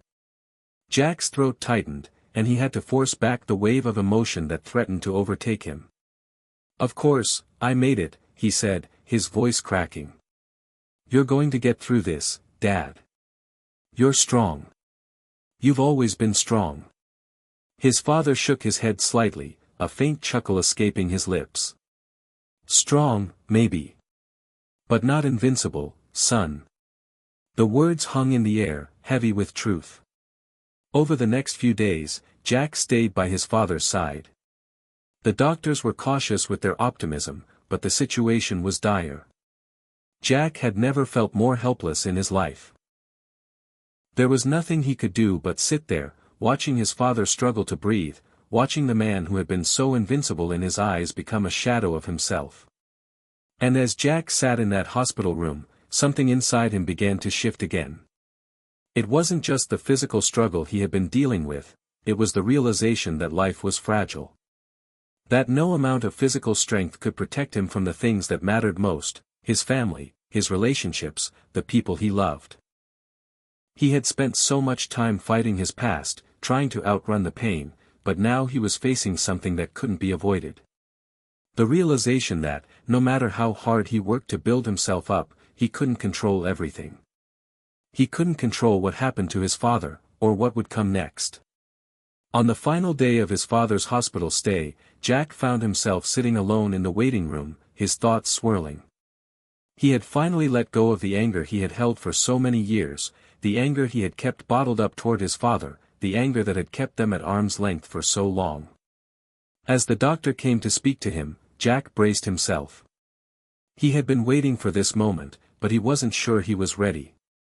"Mr. Turner," the doctor said, "your father's condition is stable for now. We can't say for certain what the future holds, but he's a fighter. We'll continue to monitor him closely." The weight that had settled on Jack's chest for the past few days didn't lift entirely, but a sense of relief washed over him. His father wasn't out of the woods yet, but there was hope. There was always hope.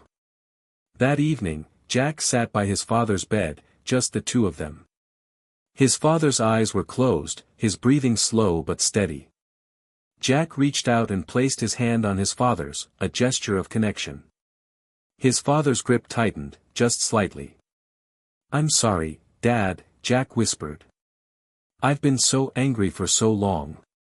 I didn't know how to say it, but I've forgiven you. I hope you can forgive me too." His father's eyes opened slowly, and he nodded, his face softening with understanding. "I've always loved you, Jack. Even when I didn't show it." And with those words, something shifted. It wasn't just about physical strength. It was about healing, about reconciling the past, and about moving forward with a new understanding. Jack knew that this was the turning point. The real battle had never been about pushing through the pain, but about embracing the things he couldn't control, accepting his past, and healing the wounds that had festered for so long.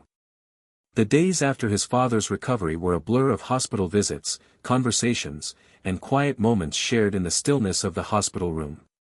Jack had spent so much time wrestling with his own emotions, but now, in the aftermath, he realized that the rebuilding wasn't just about his physical strength. It wasn't just about his body. It was about something deeper, more personal. For the first time in a long while, Jack felt a sense of clarity. The chaos he had been carrying inside for years, anger, regret, guilt, was starting to settle. Maybe the path to healing wasn't as linear as he had hoped, but it was still progress. His father, too, was slowly improving, though it was clear that this was a turning point for both of them. When Jack finally returned home after a week spent by his father's side, he felt a weight lift off his shoulders. It wasn't gone entirely, he knew that, especially the fear and uncertainty that lingered about his father's long-term health. But Jack was beginning to realize something profound: he couldn't keep waiting for a perfect moment to change. He had to rebuild the life he wanted right now, in the present. He unpacked his gym bag and stretched out on his couch, trying to get back to his routine. But everything felt different. The grind of daily life, the routines, the workouts, the physical strain, didn't carry the same meaning as before. Sure, he had learned a lot about strength, but he was beginning to see that real strength came from within, not just from the weights or the miles run.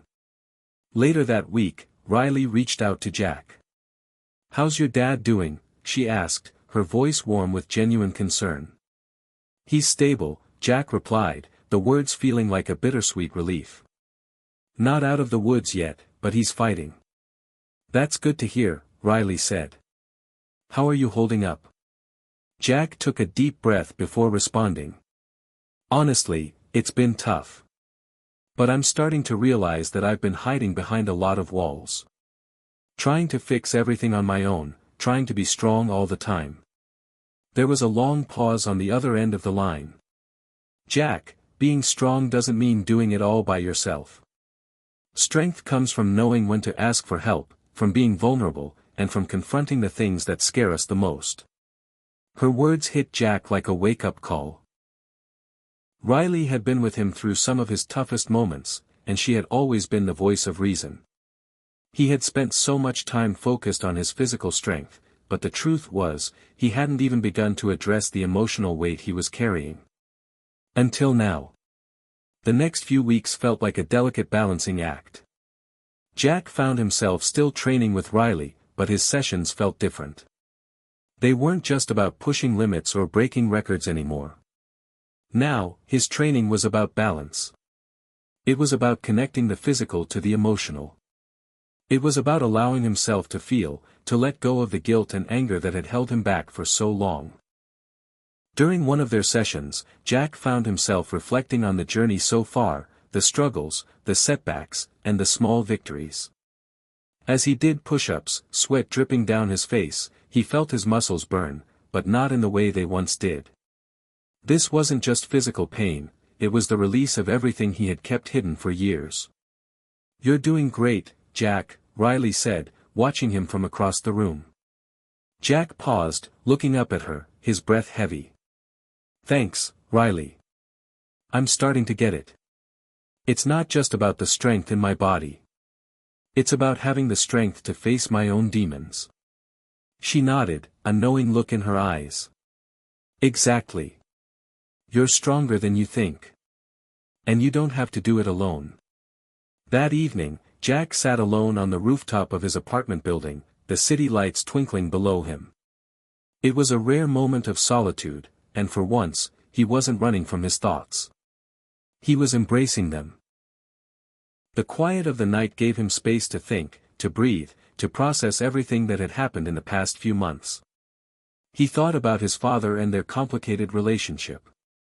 He thought about the guilt he had carried for so long, and how it had shaped so much of who he was.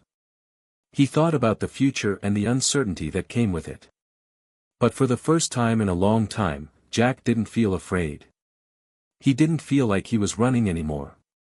He was rebuilding, piece by piece, day by day. And even though it wasn't always easy, he knew he was on the right path. The following weekend, Jack took a trip to visit his father again. He had a quiet conversation with him, just the two of them. His father was still recovering, but there was a softness to him now, a vulnerability that hadn't been there before. And for the first time in a long while, Jack felt at peace with their relationship. "I've been thinking about a lot of things," Jack said, sitting beside his father's bed. "About the past, about everything we've been through." His father looked at him with tired eyes, but his voice was steady. "I know, son. I've thought about it too. And I think, we've both been holding on to things that don't serve us anymore." Jack nodded. "I'm sorry for not being there when you needed me. For not understanding." His father reached out, placing a hand on his. "I should have said more. I should have done more. But we're here now. We still have time." That conversation wasn't the end of Jack's journey, but it was a significant moment. A shift in the way he viewed not only his relationship with his father but also his entire outlook on life. He didn't need to be perfect. He didn't need to fix everything. He just needed to be present. To show up. For himself, for his family, for the people he loved. As Jack left his father's hospital room that day, he felt lighter. He had started to rebuild something he had almost given up on, a sense of peace, a sense of purpose. His journey wasn't over, but it was no longer a battle he had to fight alone. And maybe, just maybe, that was the most important strength of all. There are moments in life when you can almost hear the quiet turning of the wheel, the gentle shift in direction that steers you towards something new. Jack had felt it before, those flashes of insight that told him his life was no longer the same. But now, the change was undeniable. He was no longer simply the man who pushed his body to the limit in search of physical strength. Now, he was someone learning to navigate a world that required more than muscle, it required heart, compassion, and resilience. It had been a few weeks since Jack's visit to his father, and things were slowly returning to some semblance of normal. His father was still recovering, but his condition had stabilized, and the doctors were hopeful. The road to recovery would be long, but for the first time, Jack could see a future with his father in it. Despite the optimism, there were still days when Jack felt the weight of everything he'd gone through, his father's illness, his own struggles with guilt and anger, the physical pain of rebuilding his body. But now, he understood that these struggles weren't something to be avoided. They were part of his journey. One evening, Jack found himself at the gym, working through his usual routine. The sweat dripped down his face as he lifted weights, his muscles burning with the familiar strain. But this time, there was something different in the air. He wasn't just pushing himself to the limit for the sake of strength. He was pushing because he had learned something valuable along the way. True strength wasn't just about how much you could lift. It was about how you faced the challenges in your life, how you carried the weight, how you dealt with the inevitable setbacks, and how you kept moving forward despite everything.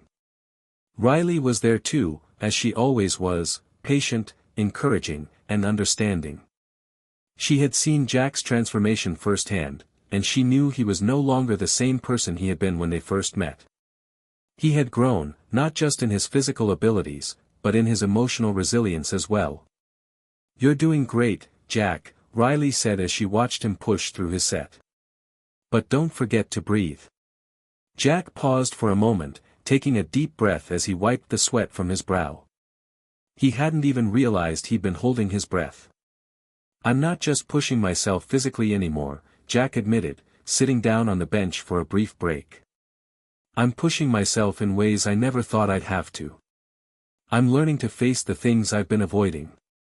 Riley smiled, her eyes softening with understanding. "You're doing more than lifting weights. You're lifting yourself up." That conversation stayed with Jack as he left the gym and headed back home. As he walked through the door, he felt a renewed sense of purpose. He was no longer chasing something he thought would fix him, whether it was a stronger body or a sense of control over his circumstances. He was learning to embrace what was in front of him, to take the next step even when the future felt uncertain. The road ahead wasn't going to be easy, but Jack knew he wasn't walking it alone anymore.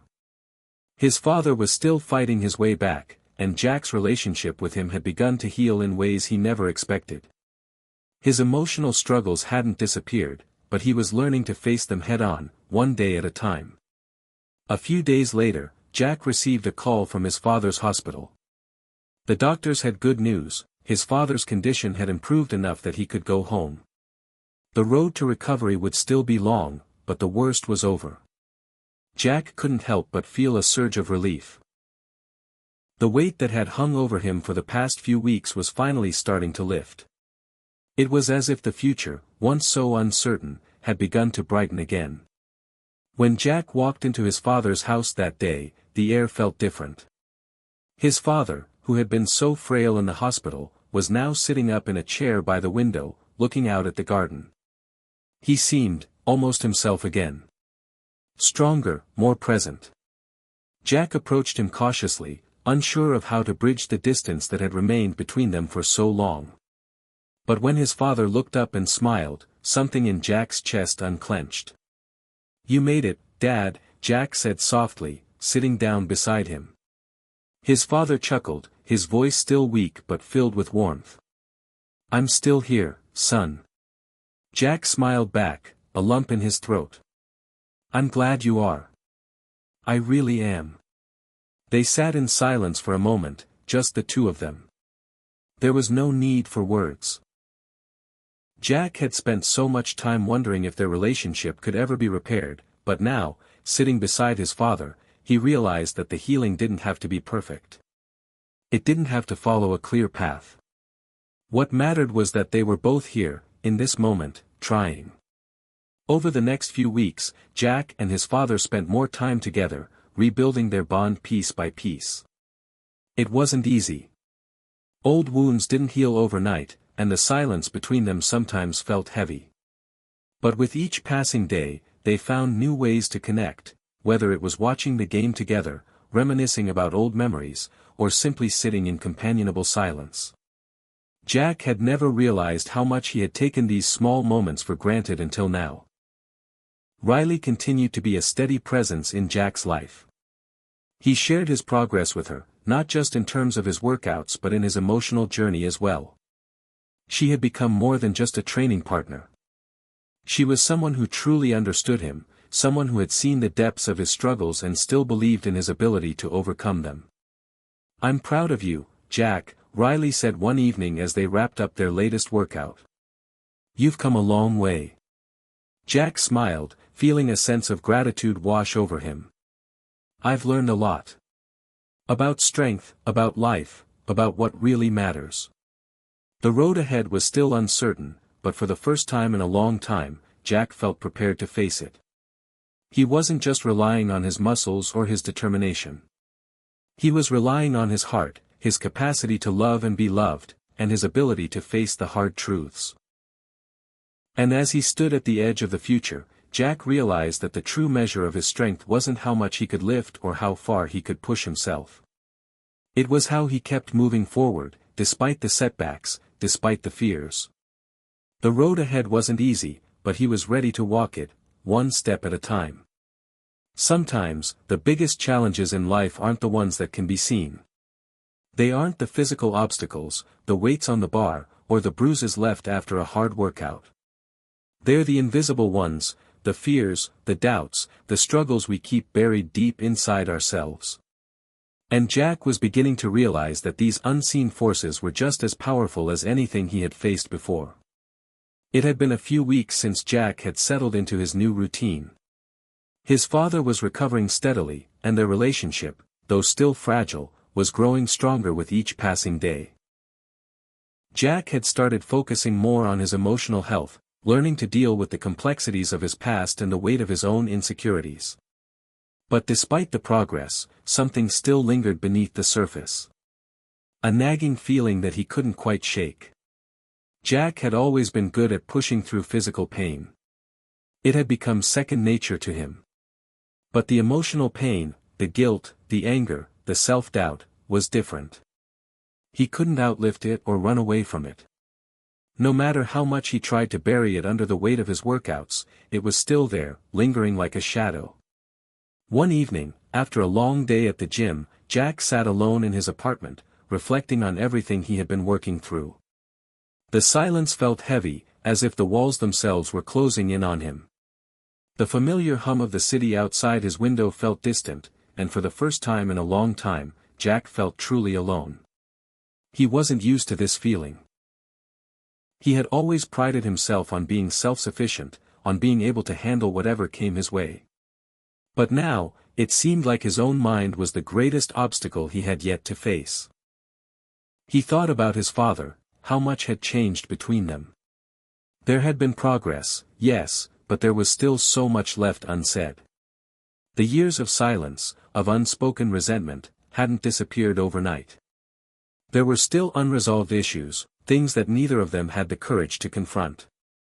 Jack wasn't sure he was ready for that kind of confrontation, but he knew it was something they would have to face eventually. The next morning, Riley called Jack to check in, as she often did. She had been a steady presence in his life ever since his father's illness, but Jack could sense that something was off. Her tone was different today, more serious, more intentional. "Hey, Jack," she began. "How's everything going?" Jack paused for a moment, wondering whether he should tell her what he was feeling. He had always been open with Riley, but this was different. It felt too personal, too raw. But he knew he couldn't keep hiding it, not from her. "I've been better," he admitted, leaning back in his chair. "I've been working on a lot of things, but I don't know, Riley. There's this weight I can't shake off. It's not physical, it's like this invisible pressure that's always there." Riley was quiet for a moment, letting his words settle. "You're not alone in that, Jack. I think we all have those invisible forces we fight against. But it sounds like you're carrying a lot of them by yourself. And that's not something you have to do." Jack let out a sigh. "I know. It's just hard, you know. I've always been able to push through pain, but this is different." "I get it," Riley replied softly. "But you don't have to do it alone. We all have our own battles, and sometimes the toughest ones are the ones we don't even realize we're fighting. You've been through a lot, Jack. You've faced some of your deepest fears already. But sometimes, confronting those unseen forces means facing the things we're most afraid of. Things we've buried deep inside." Jack didn't respond right away. He wasn't sure what to say. The truth was, he hadn't really confronted his own demons. He had avoided them, numbing them with the grind of his workouts and the busyness of his days. But deep down, he knew they were still there, waiting to be dealt with. That afternoon, Jack decided to take a walk. He needed some space to think, to clear his head. The city was bustling around him, but it felt like he was walking in a world of his own. The weight on his shoulders felt heavier with each step, and he couldn't help but feel like there was something he was missing, something he needed to understand before he could truly move forward. As he walked through the park, he found himself near a small pond. The water was still, reflecting the sky above. Jack paused for a moment, watching the ripples distort the reflection. It was a strange kind of beauty, peaceful, but with an undercurrent of tension. It was then that the realization hit him. The thing he had been avoiding wasn't just his past, or his father's illness, or his relationship with Riley. It was himself. The invisible forces he had been fighting weren't just external, they were internal, buried deep in the way he saw himself. The guilt, the fear, the constant pressure to be perfect, it had all been eating away at him for years. That night, Jack made a decision. He was going to face these unseen forces head-on. He couldn't keep running from them. He had spent so much of his life trying to be strong, trying to fix everything with sheer determination, but now he understood that real strength came from vulnerability. It came from allowing himself to feel, to confront the things he had been avoiding. The next day, Jack reached out to his father. It was time for their difficult conversation, the one that had been hanging over them for so long. "I think it's time we talked, Dad," Jack said when he called his father. "Really talked?" His father's voice was slow, thoughtful. "You're right. I think it's time too."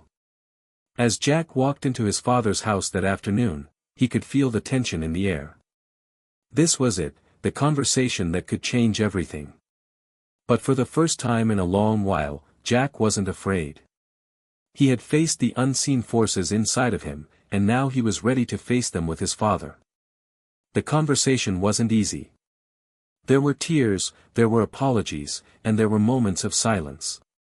But by the end, Jack felt something shift. They had both confronted the ghosts of their past, and though there was still work to be done, they had taken the first step. As Jack left his father's house, he felt lighter.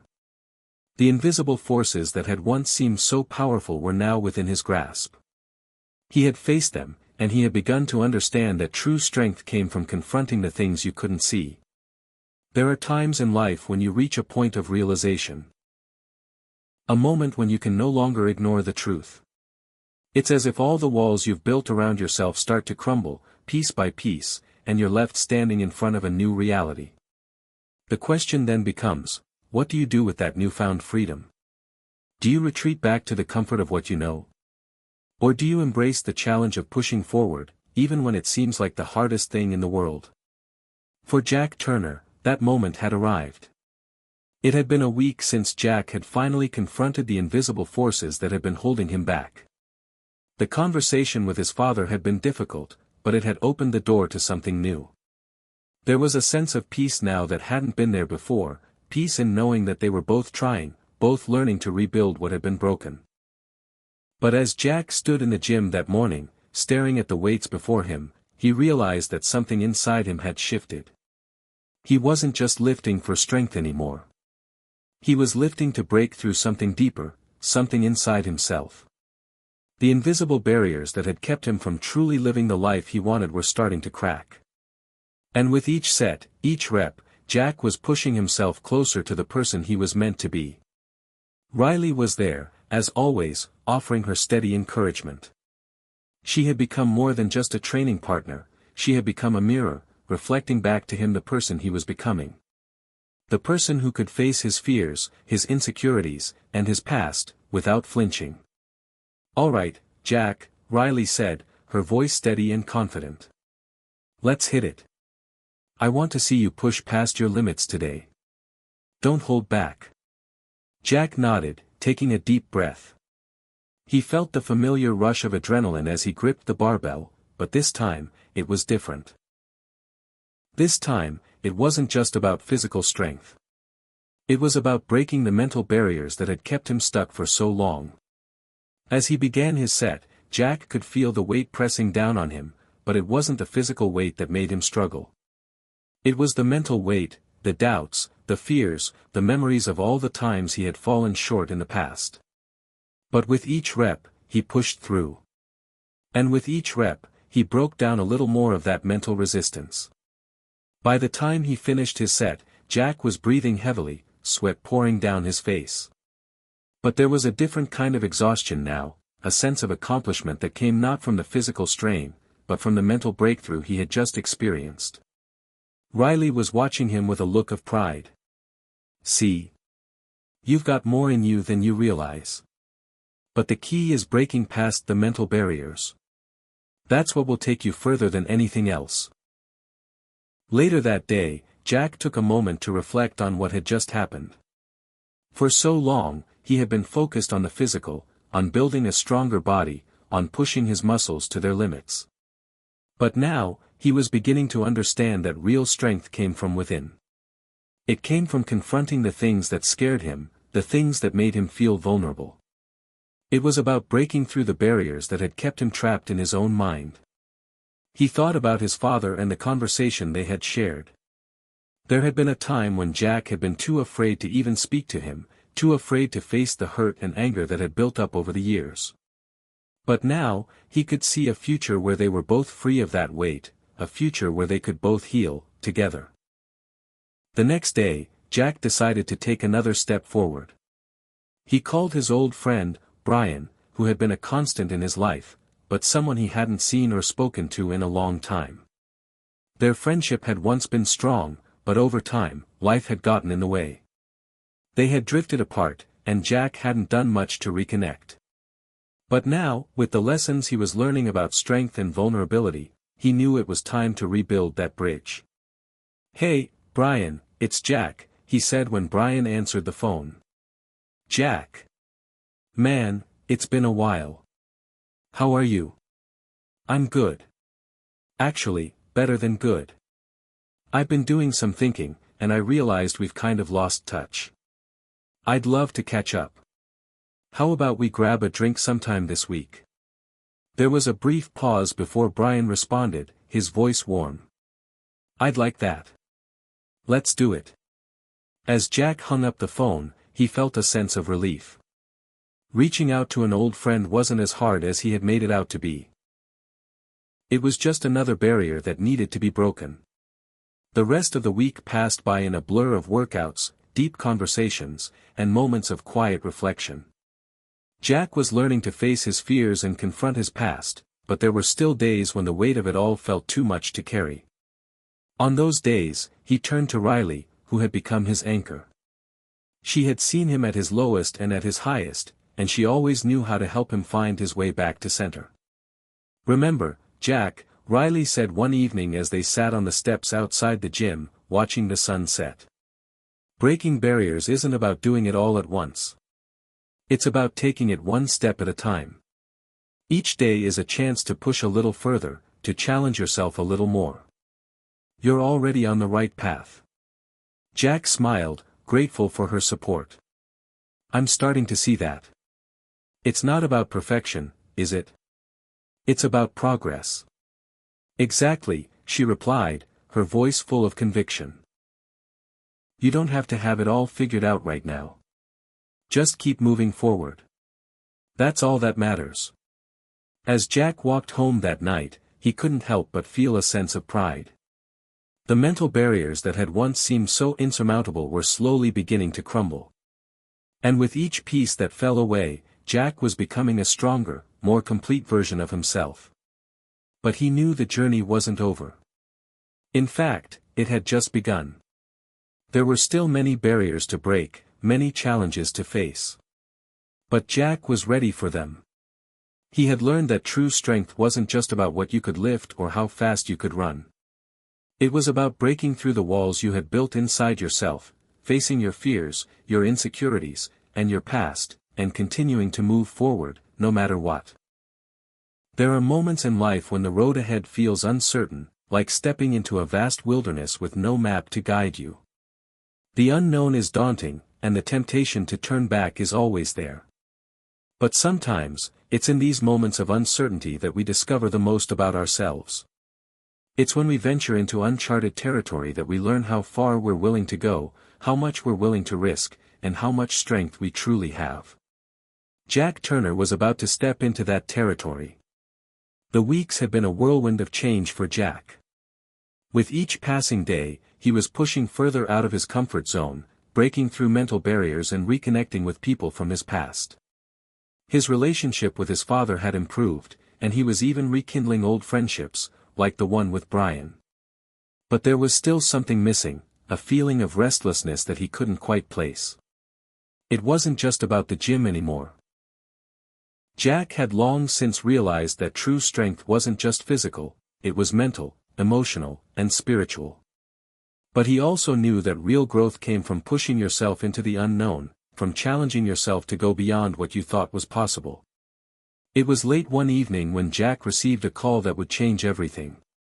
It was from Riley, and her voice was filled with urgency. Jack, I need you to meet me. There's something I've been wanting to tell you. Jack's heart skipped a beat. He had always trusted Riley, she was his anchor, his support, the person who had been there through thick and thin. But this was different. There was a weight in her voice that told him this wasn't just another training session or pep talk. I'll be there in 20 minutes, Jack replied, hanging up the phone. When Jack arrived at the small cafe they had always frequented, Riley was already sitting at a table in the corner, her hands wrapped around a cup of coffee. Her eyes were focused, intense, as if she was weighing every word she was about to say. Hey, Jack said as he slid into the seat across from her. What's going on? Riley took a deep breath, looking Jack in the eye. I've been thinking a lot about everything, about you, about me, about us. And I need to be honest with you, Jack. There's something I've been holding back. Jack could feel his pulse quicken. Was this about something personal? Something between them? Okay, what's going on? Jack asked, his voice steady but with an underlying tension. I've been offered a job, Riley said, her gaze not wavering. In another city. It's a huge opportunity, one I can't turn down. Jack blinked, trying to process what she was saying. Wait, what? You're leaving? Riley nodded slowly. I don't want to, Jack. But this is a career-changing chance, and I've worked hard for it. It's a step up in ways I never imagined. But, she paused, taking a deep breath. But I didn't expect it to feel so hard to leave. I didn't expect it to matter this much. And that's what's been holding me back.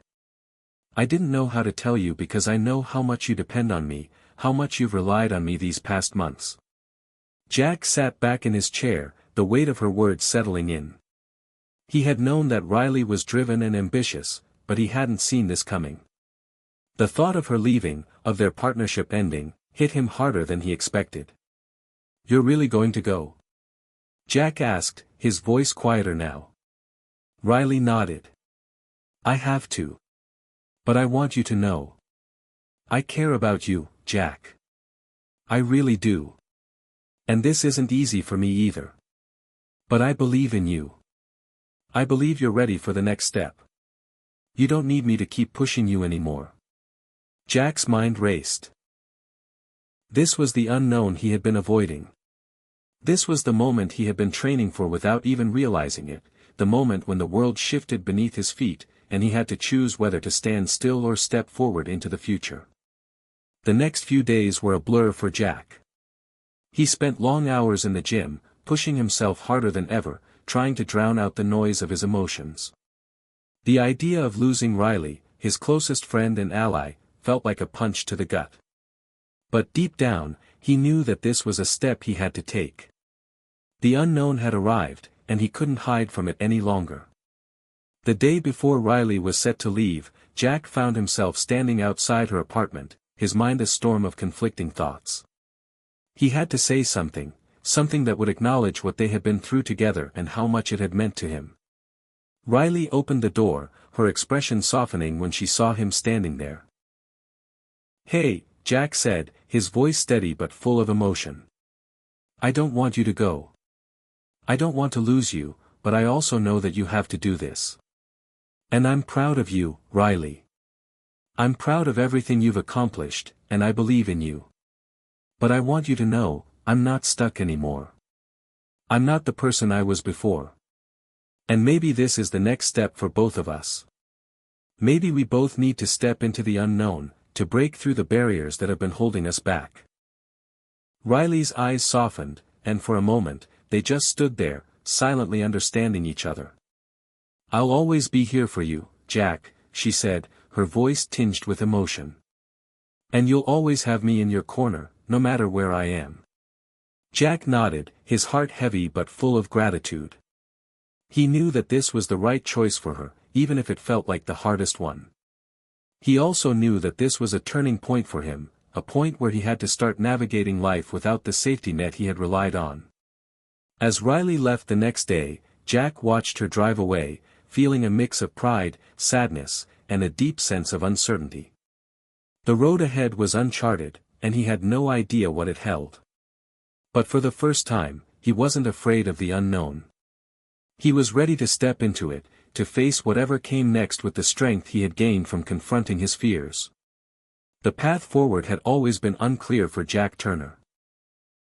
For so long, he had been consumed by the noise of the world around him, by his father's expectations, his old habits, and even by the weight of his own doubts.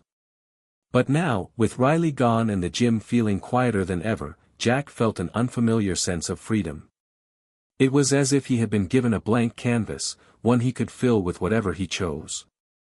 But with that freedom came an undeniable question: what now? The day after Riley left, Jack woke up early.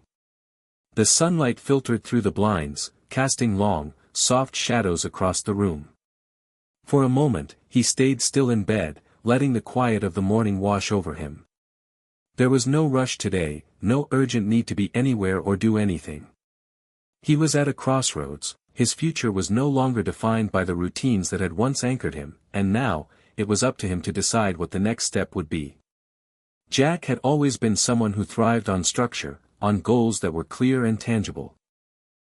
But for the first time in a long time, he realized that life wasn't always going to offer that.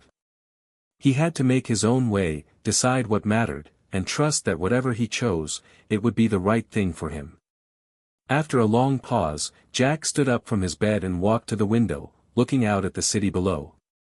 It had always seemed so vast, so full of possibility, but now, it felt like the perfect reflection of what he was going through, a world of endless opportunities, but no clear direction. His thoughts kept returning to Riley. Her departure wasn't just the end of their partnership, it was also a reminder that things could change in an instant. Life could pull you in unexpected directions, and sometimes, the only thing you could do was to follow that pull. Riley had been right about one thing: Jack didn't need her anymore, not in the way he once thought. He had the tools now, the mental strength, the discipline, the resilience. But he also needed something more. He needed a sense of purpose. It wasn't long before Jack's phone rang. He picked it up without thinking. He'd grown accustomed to unexpected calls lately. It was his father. "Jack," his father's voice came through, sounding strained but steady. "I was hoping we could talk." Jack's chest tightened. He hadn't heard from his father since their last difficult conversation. They hadn't been able to move past the tension between them, and Jack wasn't sure if he was ready to face it again. But something in his father's tone made him hesitate. "I'm listening," Jack replied, his voice calm but cautious.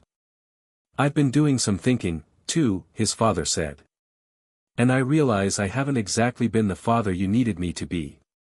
I know I made mistakes, and I've been hard on you, expecting things that weren't fair." Jack's heart skipped a beat. This wasn't the conversation he had expected. But in that moment, he knew that something important was happening. His father was opening up in a way that Jack hadn't thought possible. "I'm not perfect, Jack. I don't know if I ever will be, but I want to try, if you'll let me. I want to be better, for you, for both of us." Jack exhaled slowly. It was the apology he had been waiting for, but it felt different than he had imagined. It wasn't just words, it was an invitation, a chance to rebuild what had been broken. "I appreciate that, Dad," Jack said, his voice softening. "I'm not sure where we go from here, but I'm willing to figure it out." There was a long pause on the other end of the line, and for a moment, Jack thought his father had hung up. But then his father spoke again, his voice thick with emotion. "I'll give you the space you need, Jack. But don't shut me out. I want to be a part of your life, if you'll let me." After the call ended, Jack sat in silence for a few moments, the weight of the conversation lingering in the air. It was the first real step toward healing in a long time. It wasn't a fix-all solution, but it was progress. Jack knew it wouldn't be easy to rebuild the trust between them, but he was willing to try. It wasn't just for his father, it was for him, too. Later that evening, Jack went for a long walk through the city, the cool night air filling his lungs. The streets were quieter now, and as he walked past familiar buildings and streets, he realized just how much had changed. It wasn't just his relationship with his father that was shifting, it was everything. He was no longer the man who let his past define him. He was someone new, someone who had stepped into the unknown and emerged stronger for it. As Jack walked, he found himself drawn to the river. There was something about the water that had always soothed him, its constant flow, its quiet power. Standing there by the edge, he felt a sense of clarity. The world was wide open, and he had the power to choose which path to take. The decision wasn't about finding the perfect road, it was about choosing the one that felt right for him. That night, as Jack sat in his apartment, he made a choice. It wasn't a huge decision, but it was the first real step toward a new chapter. He decided to enroll in a new fitness certification program. It wasn't just about building muscle anymore, it was about building a future, creating something that was uniquely his. He had come a long way from the man who walked into the gym all those months ago. He was no longer the person who hid behind his pain, afraid of what would happen if he stepped outside his comfort zone. He was learning to embrace the unknown, to face challenges head-on, and to trust that each step forward was leading him to something greater. The next step wouldn't be easy, but it would be worth it. Jack was ready for whatever came next. Strength is often seen as a physical trait. Muscles, endurance, and power are measurable, visible markers of how far one can push their body. But Jack Turner had learned, over the course of his journey, that true strength was something much deeper, something that didn't show up in a gym or on a training schedule. True strength was a quiet force, one that emerged in the moments when the world around you fell silent, and you had to rely on something far more powerful than your body. It was the strength of character, of resilience, of the ability to keep going even when no one was watching, even when it felt like you had nothing left to give. Jack was beginning to understand that now, in ways he never had before. Jack's days had become a blur of early mornings and late nights, consumed with his new fitness certification program and a fresh sense of purpose. It was no longer just about physical strength. He found himself poring over textbooks, studying the science behind the human body and how it moved.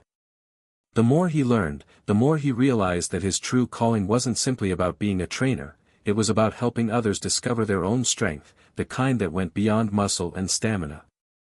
As the days passed, Jack's confidence grew.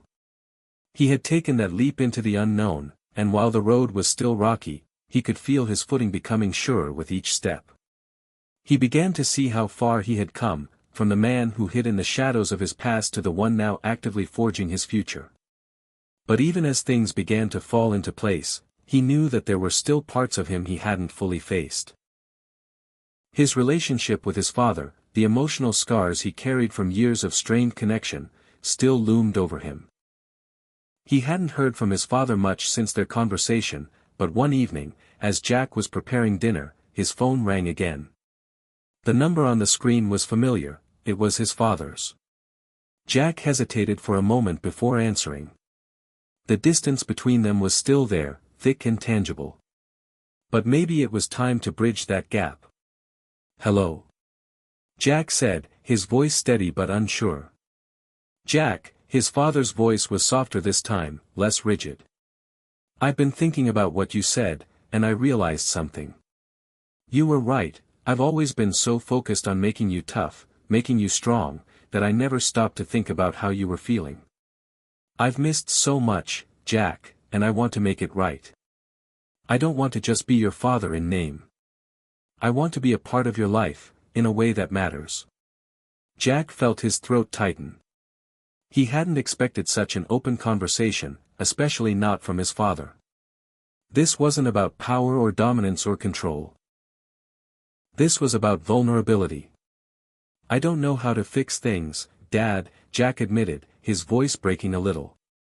"I've spent so many years building walls around myself. I don't know how to let them down."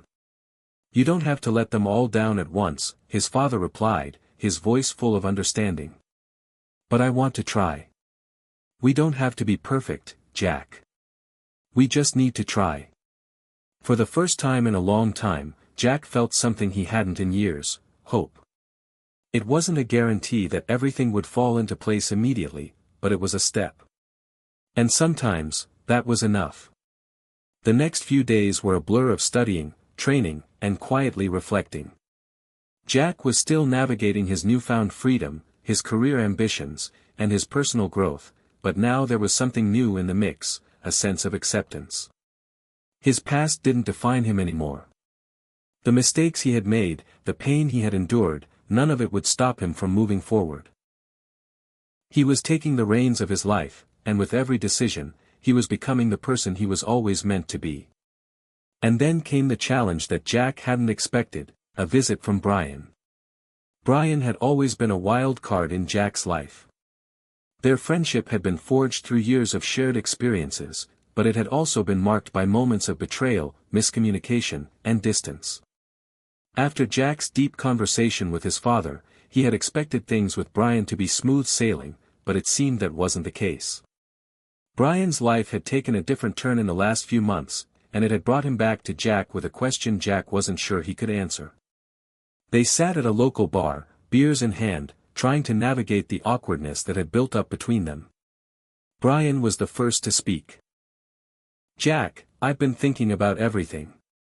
About us, about the past, and what went wrong," Brian said, his voice a mix of uncertainty and regret. "I know we've had our ups and downs, but I need to ask, do you think we can fix this?" Jack stared at his beer for a moment, trying to find the right words. The truth was, he didn't have all the answers, but he knew that he wasn't the same man who had let the past dictate his every move. He wasn't the person who would keep pushing people away because of his own unresolved anger. "I don't know," Jack said slowly. "But I think we can start fresh. Maybe not everything can be fixed, but we can try." I'm not the same person I was when we lost touch, and I hope you're not either. Brian nodded slowly, his face softening. I've changed, Jack. I know I've messed up, but I'm here now. I want to do better. That was all Jack needed to hear. They didn't need to fix everything all at once. What mattered was that they were both trying, both willing to face the past, and in doing so, they were moving toward a future that had the potential to be different from what it had been. That evening, as Jack walked home, he reflected on how far he had come. He had started this journey thinking that strength was all about physical power, but now he knew that true strength came from within. It was the ability to face your fears, to accept your past, and to keep moving forward despite the uncertainty. Jack was ready for whatever came next. He wasn't afraid of the challenges ahead, because he had learned that the most important strength of all was the unseen one, the quiet, resilient strength that carried you through when everything else seemed uncertain. The morning sun filtered softly through Jack Turner's apartment window, casting a warm glow across the room. The air felt different now, fresher, as if it carried with it the promise of new beginnings. Jack stood by the window for a moment, his thoughts swirling. It had been a long road to get here, filled with challenges, self-doubt, and painful realizations, but now, with every decision, every step, he felt closer to something he hadn't even known he was searching for. A year ago, Jack wouldn't have believed this moment was possible. He was a man lost in the noise of his past, gripped by insecurities and the weight of expectations that weren't even his own. He was a man who had hidden behind walls of anger and fear, unable to trust anyone, even himself. But now, everything had changed. Now, Jack had learned that strength wasn't about never falling. It was about rising, again and again, no matter how many times life knocked you down. As Jack grabbed his bag and headed toward the door, his phone buzzed on the kitchen counter.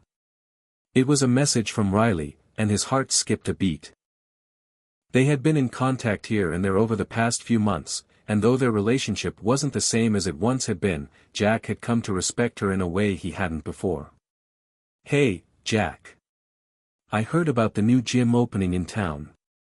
I think you should check it out. It's exactly what you've been talking about, a place where you can finally bring everything you've learned into something bigger. Don't forget who you are. You're going places. Talk soon. Jack smiled as he read the message. Riley had always known how to cut through the noise, how to speak the truth without sugarcoating it. She saw him for who he was and, more importantly, she saw who he could become. The gym was buzzing with energy when Jack walked through the doors, the familiar hum of weights clanging and the sound of trainers shouting encouragement echoing through the space. But there was something different now. Jack wasn't just another face in the crowd. He was here to make a statement. To show the world that he had learned everything he needed to, and more. His new path wasn't just about working out or becoming stronger. It was about being a guide to others. It was about showing them that their physical limits were only a fraction of the power they held within themselves. Jack was no longer just a fitness enthusiast, he was a mentor, someone who could help people push past their own boundaries, no matter where they came from or how broken they felt. He walked over to the front desk, where a young woman with a bright smile greeted him. Hi. Can I help you? She asked. Yeah, Jack said, his voice steady but filled with a quiet confidence. I'm here to check out the space. I've been thinking a lot about where I want to take my career next, and this place feels like the right step. The woman nodded, her eyes lighting up with interest. You're in luck. We're actually holding an open class today. You should join us. Jack felt a mix of excitement and nerves. A year ago, he would have hesitated, would have found a reason not to take that step. But not now. Now, he was ready. The class was a mix of everything: cardio, strength training, flexibility, and mental endurance. As Jack moved through the motions, pushing himself harder than he had in weeks, he couldn't help but smile. This was it, the moment he had been waiting for. Not just in his career, but in his life. It wasn't about competing with others, it was about competing with himself, seeing just how far he could go. When the class ended, Jack was covered in sweat, his muscles sore and his heart racing, but there was something else there, too, a deep, underlying sense of peace. For the first time in a long time, Jack felt like he was exactly where he was supposed to be. He made his way to the locker room, and as he passed the mirror, he paused for a moment, taking in his reflection. There was a time when he would have looked at himself and only seen the flaws, the mistakes, the parts of him that he wished could be different. But now, he saw something else. He saw a man who had fought his way through the darkness, who had faced his own weaknesses and emerged stronger on the other side. As he walked back toward his car, Jack's phone buzzed again. This time, it was a call from his father. "Hey, Jack," his father said, his voice more relaxed than it had been in months. "I've been thinking. I'd like to take you out for lunch today, if you're free. Maybe we can talk about the future, you know. Not just the past." Jack smiled to himself. The weight between them had finally started to lift. They weren't perfect, but they were trying. That was all that mattered. "I'd like that, Dad," Jack said, his voice filled with a quiet optimism. Over lunch, they talked, not about the past, but about the future. Jack shared his plans for the new gym, his aspirations to help others find strength in themselves, just as he had. His father listened intently, nodding with understanding, and for the first time, Jack felt like he was speaking to the man who had always been there but never truly heard him before. "You've come a long way, Jack," his father said, his eyes reflecting something like pride. "I'm proud of you." And in that moment, Jack realized that the most important thing wasn't just about achieving physical strength or professional success. It was about having the courage to be vulnerable, to step into the unknown, and to trust that no matter how many times you fell, you could always get back up. That evening, Jack sat in his apartment, looking out at the city below. The skyline was beautiful, but it wasn't just the buildings or the lights that captured his attention. It was the feeling of possibility, the sense that he was on the verge of something great. He had stepped into the unknown, and with every step, he had found something more powerful than he could have ever imagined. Jack was no longer running from his past. He had faced it, learned from it, and was now moving forward with purpose. The final leap wasn't about leaving anything behind, it was about embracing everything that was to come. And Jack knew, deep down, that the best was yet to come. Hit subscribe and leave a comment with where you're watching from. This story might just spark a new beginning. What's one thing that always pushes you forward, even when things get tough?